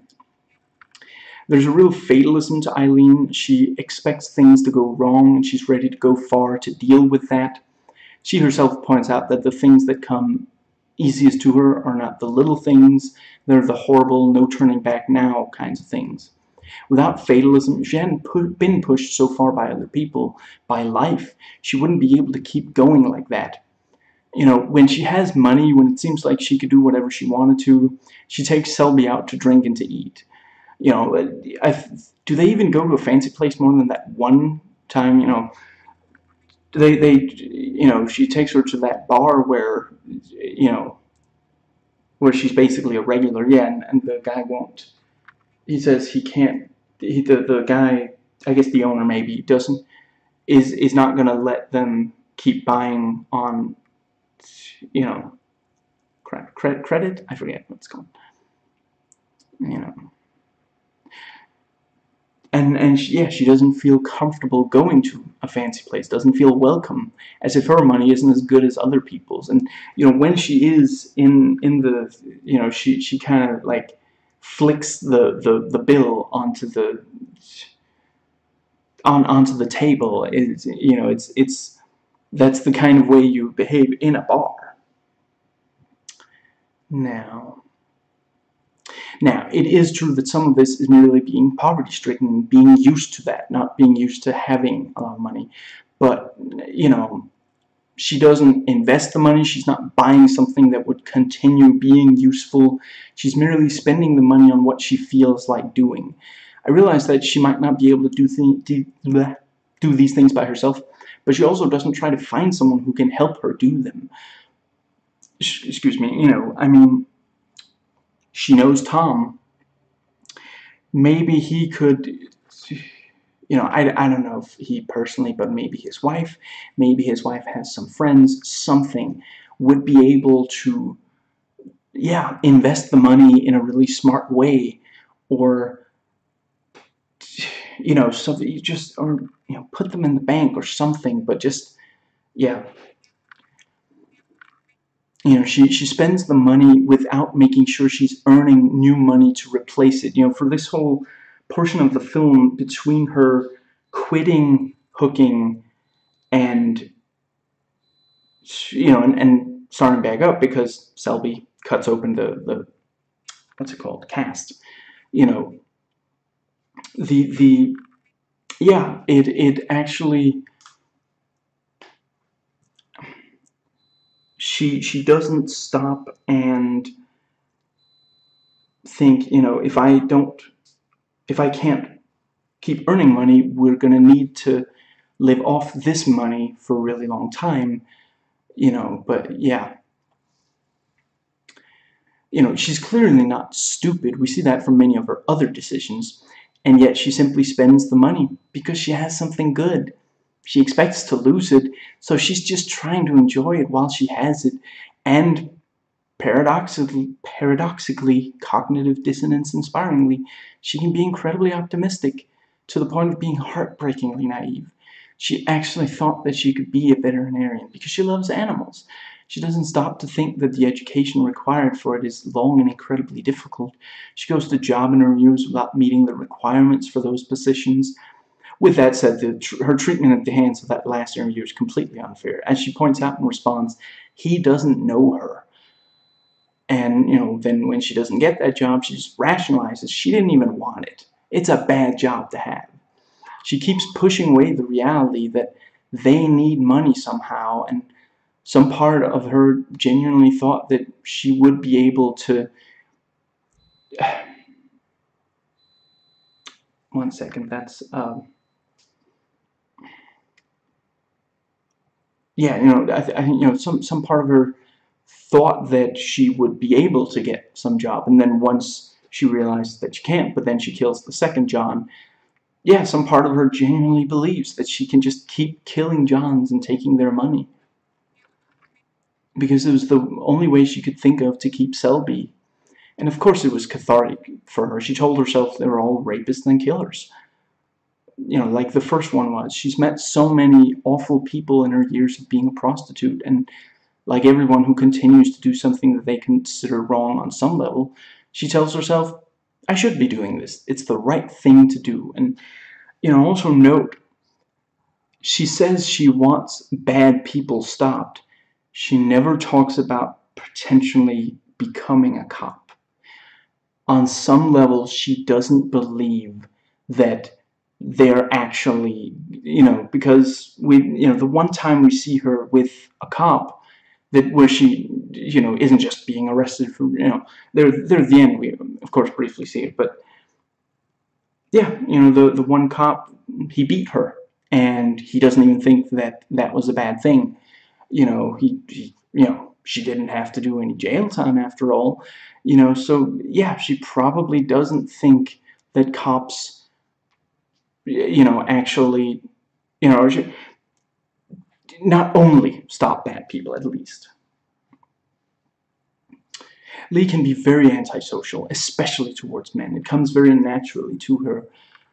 When that guy working at the restaurant touches Selby, she's furious. In some way, she genuinely, instinctively thinks that this man is going to abuse Selby, because when men touch Lee, they abuse her. That by itself is more protective than it is antisocial. However, right afterwards, she doesn't simply leave quietly. She leaves whilst lying to make it sound like the restaurant itself is bad. And she also arguably implies some threat. She doesn't just knock him away. There's an implied threat that she's going to, if someone tries to fight her, she's going to fight back. Yeah, almost expecting that some of them might actually try to fight her, which is hard to imagine in that kind of establishment. But she's been to bars where that would happen if you pushed someone working there. And yeah, I mean, they're not even, they're almost confused by it. They don't, I mean, they really did not think that would happen. I don't know if it's the owner or just some, I mean, he's dressed kind of fancy, so maybe it's the owner. He did not expect her to react like that. He has probably never had someone in his establishment, because it is at least slightly fancy of a place, has never experienced someone behaving like that, because he walks up, I don't know for sure if he's the owner, but he's important there, clearly, and he just calmly tells her, this is a non-smoking establishment, which is also, I mean, she probably hasn't particularly been to non-smoking places before. She's so used to bars. So, but if he thought that she was gonna attack him like that, he wouldn't have, I mean, he fairly calmly just walks up, he's gonna try to grab the cigarette, put it out, and maybe ask them to leave or something. I could imagine that, because, again, he walks up, he doesn't just, yeah, he's probably going to say, you cannot keep smoking here, and, maybe there's some other thing, maybe they're being too loud or something, but, yeah, he does not think that that's how she's going to react, or he wouldn't have so calmly done it. And the way he falls, you can clearly see this man has not been in a fight. He does not react as if he's ever been pushed like that before. He has no expectation of that. And yeah, she expects him to get up and fight. She's probably knocked down people before, but they usually get up and try to fight. Anyway, back to, at the same time, she understands this is the time to get out of here. I don't get the sense that she, say, lost her appetite or the like. She realized if she stayed around, the cops are going to show up. When she was younger, until she learned that lesson, she did get in trouble with the police. We are told she has a record. What was it? Are we told if it's a felony or a... I forget. It's only briefly said, but yeah, she walks up to the person at the social services, and she's like, I'm trying to do the right thing, please help me get a job. And she's like, you have a record, so the only thing I can give you is factory job. And then she yelled, do we even have any factory jobs?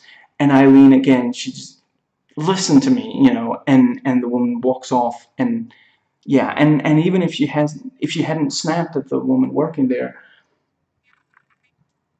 yeah, the answer was probably no. No, they don't have any factory work. They can't get her a job.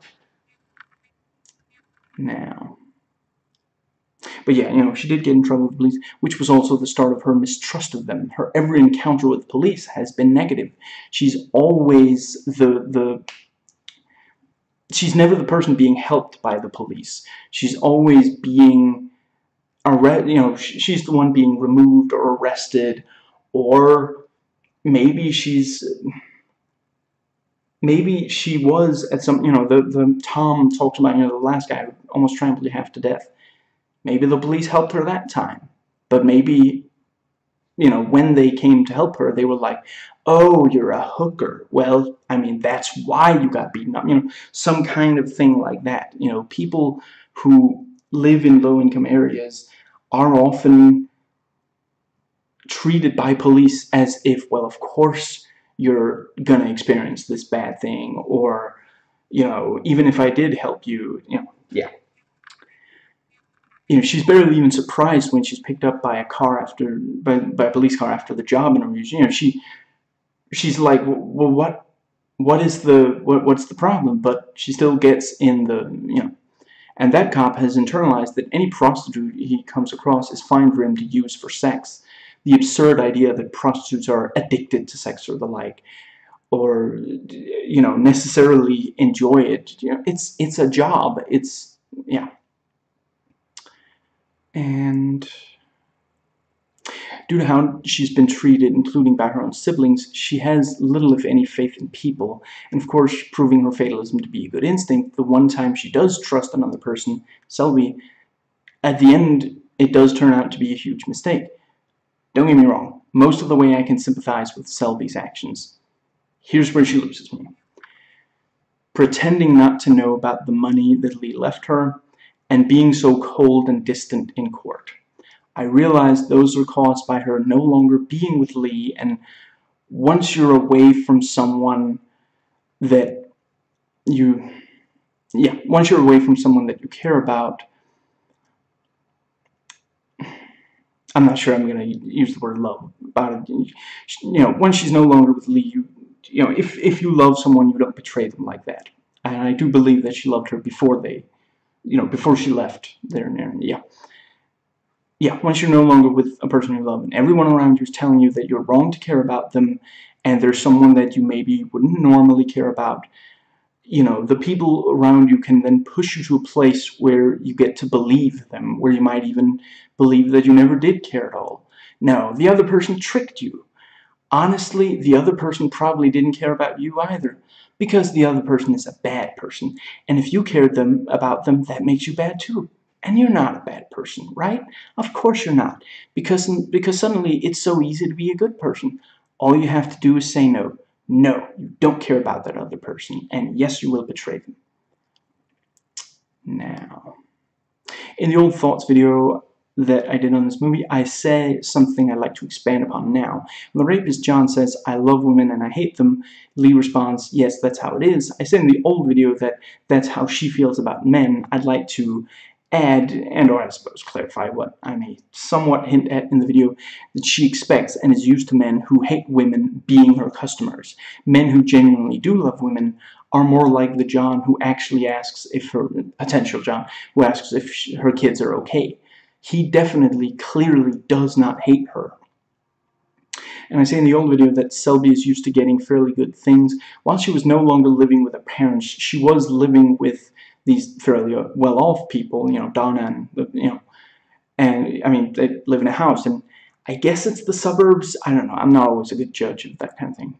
Lee is basically the first time she's been completely outside of that, and she can't really adjust to it. Lee has been living off almost no money for years since she was a teenager. If Selby hadn't broken her arm, she very likely would have had a decent job, enough to be able to live in a small apartment without having to borrow money from people. This was what she expected. But Lee directly tells her, I don't want you to have to work. I will take care of the both of us. And after that point, Selby doesn't really go back to the idea of her working. Now, because she hasn't finished high school, because there are a lot of life experiences that she hasn't gone through, there are times where Lee completely misunderstands what's being said or the like. In the law office, when the interviewer says, please show her out, that's not him thinking she's too stupid to find her way back out. It's basically just their way of saying goodbye. It's basically him saying, please leave.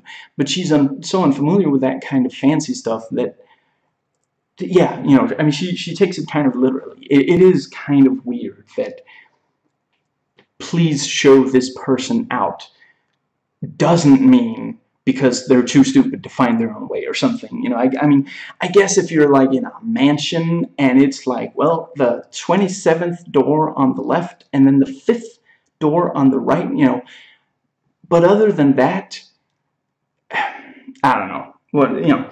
I didn't see her walk in. Maybe it is complicated to find her way back out or something.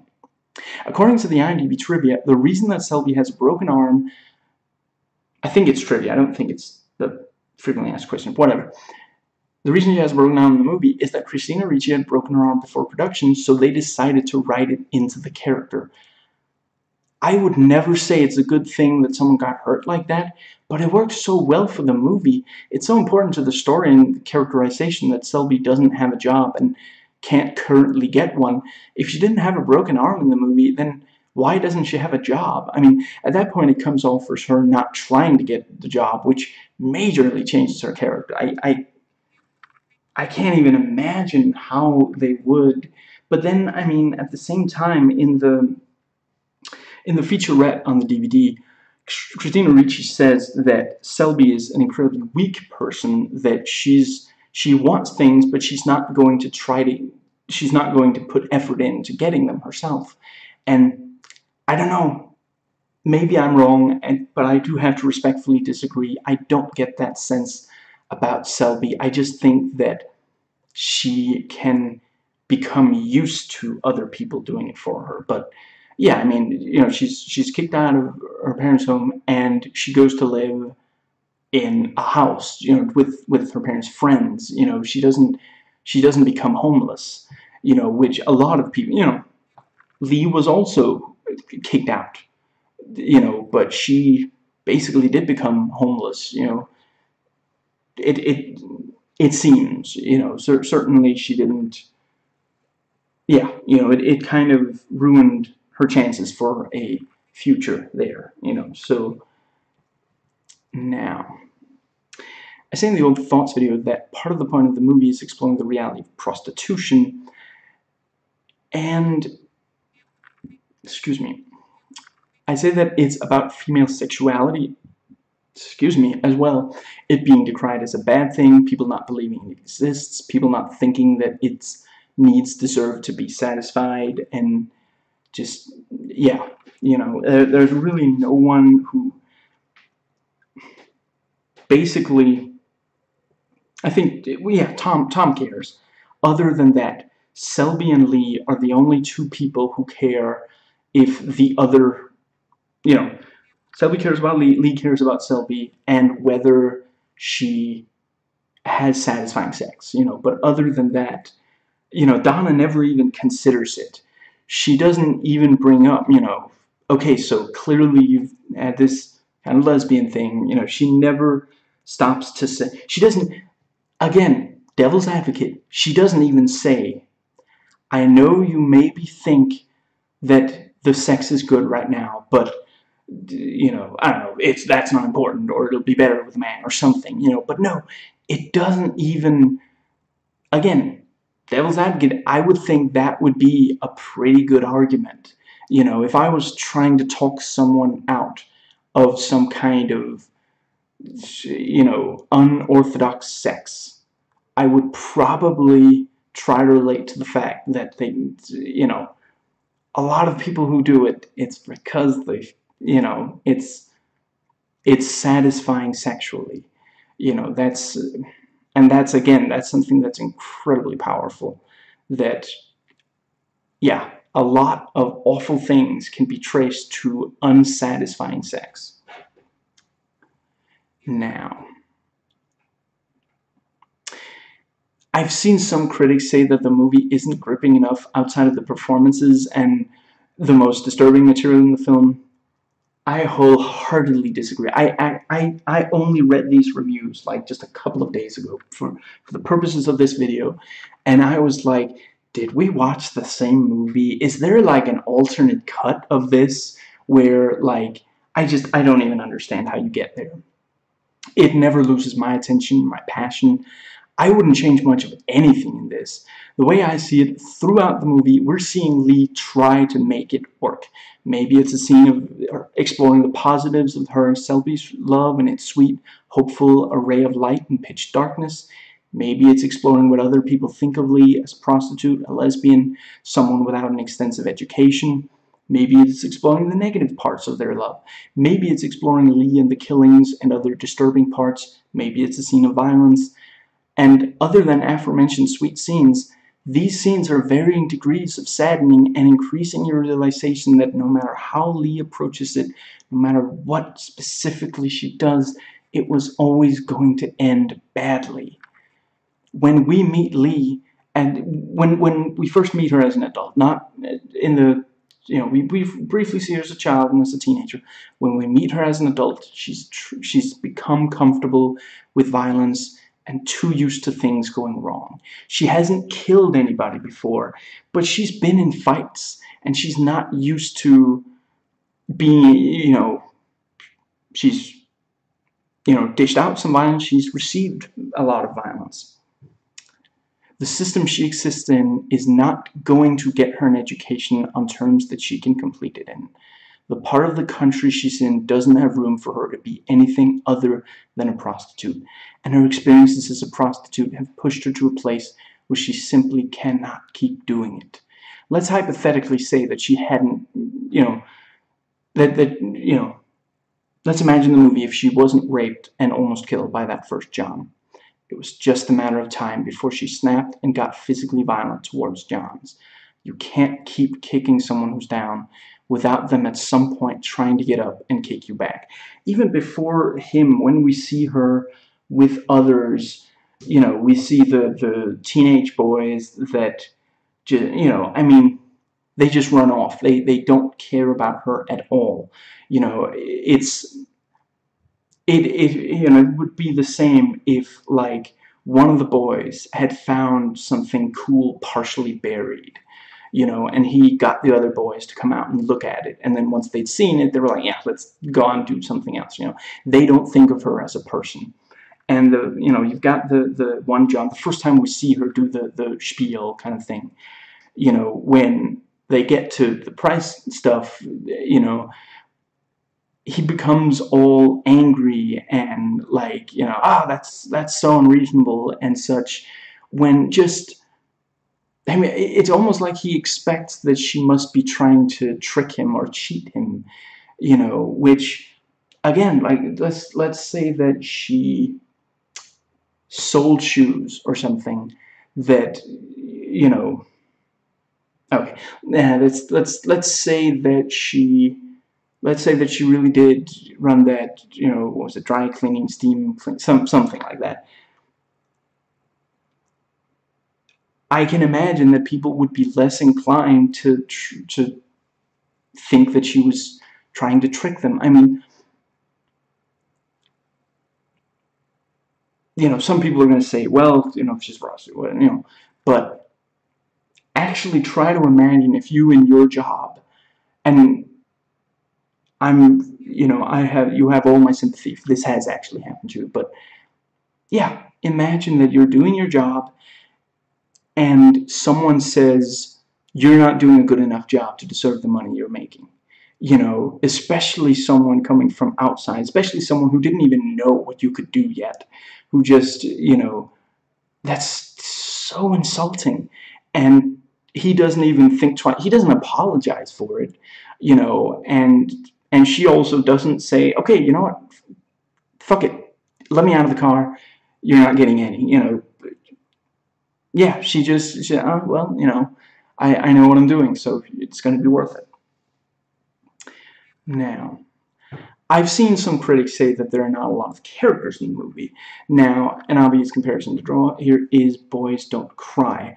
Also a movie about forbidden love in a dangerous environment. For that, you know, that one, you know, okay, so you've got the couple, then you've got four friends and one parent, you know, so that's, yeah, all of those are fairly major characters, although in this most recent, I kind of feel like maybe Kate and Candace could have been combined in one character. They hardly ever, although then you wouldn't have three girls doing karaoke, maybe that's it, but yeah.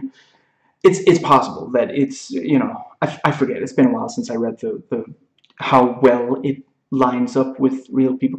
It's possible that it was simply, you know, but I mean, John and Tom are both psychos, but they don't feel like they're the same character. But Kate kind of just disappears, you know, partway through the movie, and I mean, she's like, she's in a scene, but she's not going to say or do anything.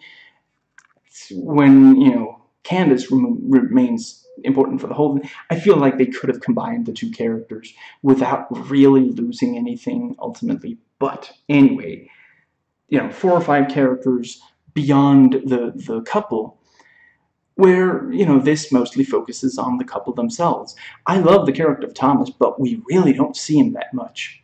You know, I actually, there was a while where I hadn't watched the movie for a few years, and then I watched the movie, and I had forgotten how little screen time Thomas has, because to me he means so much. He's the one person that she trusts, and everything he says, there's so much there. There's so much about how, what kind of person he is, his view of her, their relationship, and all this. Yeah, I mean, he knows. At the end of the movie, he knows that she's about to be picked up as a suspect of you know, being a serial killer, and maybe on some level he doesn't think, maybe he thinks that they've got the wrong person and that she'll be punished without having done it. But there is the very real chance that he sees that she's a serial killer, and he thinks she must have had a reason for it. That's not the Lee I know. She's a good person, and she's not, I mean, that's what he said, you know, they're not going to understand circumstance. To me, when he says that, I really get the sense that he knows. He is telling her, what you did, you didn't have a choice, you know, and that, but yeah, you know, I had forgotten how little screen time he actually had. Anyway, yeah, we really don't see him that much. Personally, I think it's perfect for the movie that there are so few characters. We have these brief glimpses of various Johns, of bartenders, other lesbians, possible employers for Lee, etc. Mostly these minor characters who we don't spend much time with take away from Selby and Lee, from how good they can be together. With the Johns, we see her hatred of Johns, which is in stark contrast to her love for Selby. Imagine the movie if we never saw her with a John. Imagine if we only saw her with Selby, and then we're told, oh, she's also a killer, you know. And the other lesbians can be friends of Selby's, but not of Lee's. You know, again, Selby doesn't even, on some levels, Selby, I mean, it's not like she doesn't realize that Lee stayed behind. You know, she doesn't like, oh, come on, I want you to meet my friends. No. On some level, yeah, she probably does think, you know, she says earlier, I want to meet people without you scaring them away. Maybe she thinks that if Lee did come over, that that Lee would scare them away. You know, yeah, yet again, Lee is alone. But because it's mostly the couple, it gets across that They are lonely. Lee doesn't get along with anyone other than Selby. She can get along with Thomas, but they don't spend much time together, and they're really never going to. It's not really the. Again, the whole movie is about her and Selby together. The first time we meet Tom, she's already basically with Selby. So yeah, and yeah, they didn't live in the same place. She's basically living out of, well, actually, I guess we don't know where she sleeps normally, but I mean, all her stuff is in this storage unit, so I don't know, wouldn't it get cold? Too cold? Maybe she lives out of a car or something, I don't know. You know, but yeah, Tom and her are not romantically interested in each other. Lee didn't choose loneliness, but she has accepted it as the reality. That's how life is for her. But when Selby decides to be with Lee, you know, she accepts some loneliness into her life, and it tears at her. First, she demands that they go somewhere fun, where she can be with friends, and by the end of the movie, she's assimilated back into the environments she grew up in, completely abandoning Lee. And I don't think Lee could ever have done that. Well, I'm not talking about the betrayal itself. Just I don't think that she could have, if her siblings had said, sorry, it's been a lot of time, we forgive you. I don't think Lee could have forgiven them. I don't think she could have gone back. But Selby didn't have that much time away from the environment where she felt safe. But yeah, I mean, it's a movie about, yeah, just to briefly, Selby goes far beyond distancing herself from the murders. By the end, it's as if she never cared about Lee at all, which I don't believe is the case, but it certainly does look like it in the courtroom. It's a movie about two lonely people who, the only time it really works is when they're together. And then, the moment that there's no money in the wallet, that there's no food on the table, I'm not saying that I'm not saying it can't be a good relationship if, the shit hits the fan the moment that I'm swearing a little more than I expected to, but then there's a bunch of swearing in the movie. Anyway, that if when things go wrong, if you start arguing rather than calmly trying to find a solution, I'm not saying it's necessarily a bad relationship, but clearly, it's a very volatile relationship here, but it's also just genuinely, when Lee is facing problems like that, she becomes angry and defeatist. She was ready to leave behind her old life, but then she can't. When she realizes she can't, she becomes very defeatist, even nihilistic at times. And yeah, where again, Selby, when she sees that there's serious problems, she can't handle it.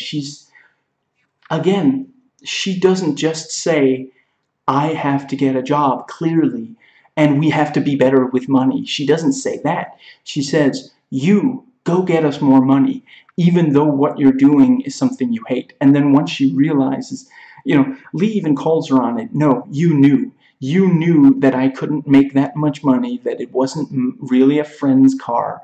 I couldn't make that much money in one night of hooking. That wasn't really a friend's borrowed car. You knew what I was doing, and you accepted it because you got to do the stuff you enjoyed doing, But yeah, it's ultimately, it was never going to work between them because, excuse me, and that's it. Maybe if Selby had said, I am going to get a job, Lee would have been like, no, you're not. And it would have, and then they wouldn't have gotten, it's,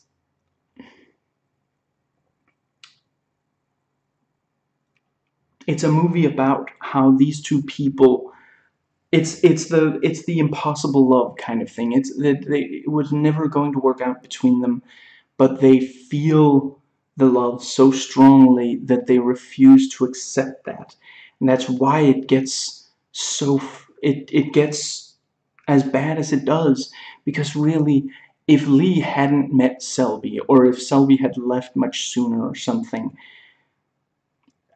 I could imagine that Lee would have stopped killing Johns and would have just committed suicide, as she was going to at the start. If she hadn't met Selby, if she had spent the $5 on beer and not met Selby, yeah, she probably would have killed herself as soon as she left the bar.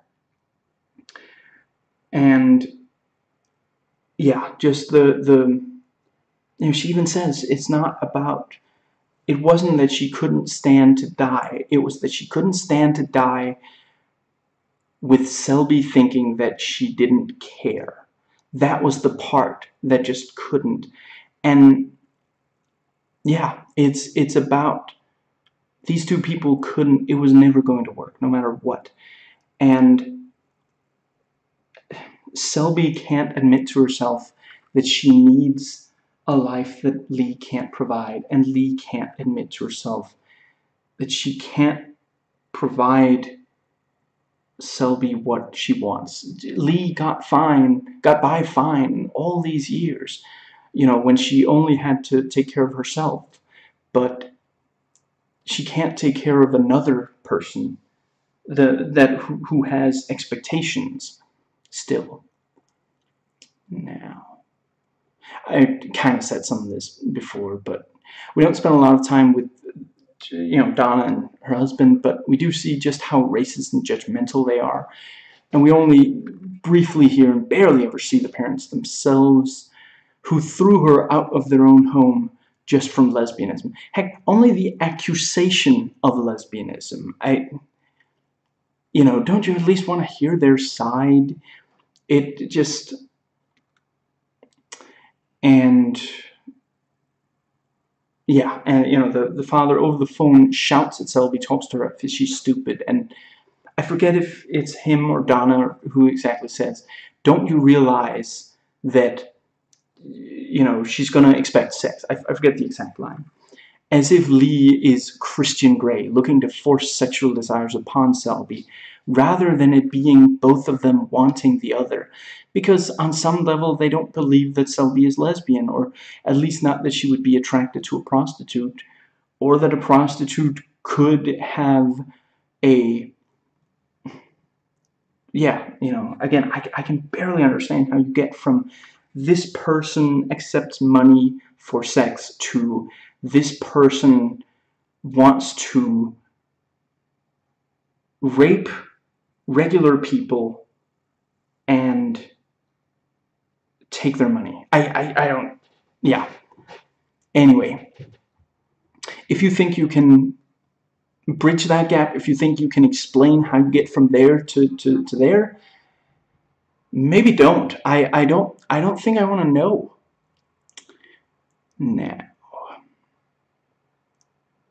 the opening few scenes with adult Lee are incredibly unpleasant. Literally, the first thing we see of adult Lee is her contemplating suicide. And then she goes into a bar, and, Selby, she thought she was starting to make a connection with a few other lesbians, or at least got their attention or something. And she tries to buy Lee a drink, and Lee snaps at her, "I'm not going to fuck you for a beer." And Selby responds, "I'm not trying to fuck you, I just want to talk to you." And just... yeah, I love this movie, and I am really glad I decided to do another video on it. And I don't know if enjoyment is the word, but I hope that you found this video valuable, and I am gonna leave it at that. See you next time.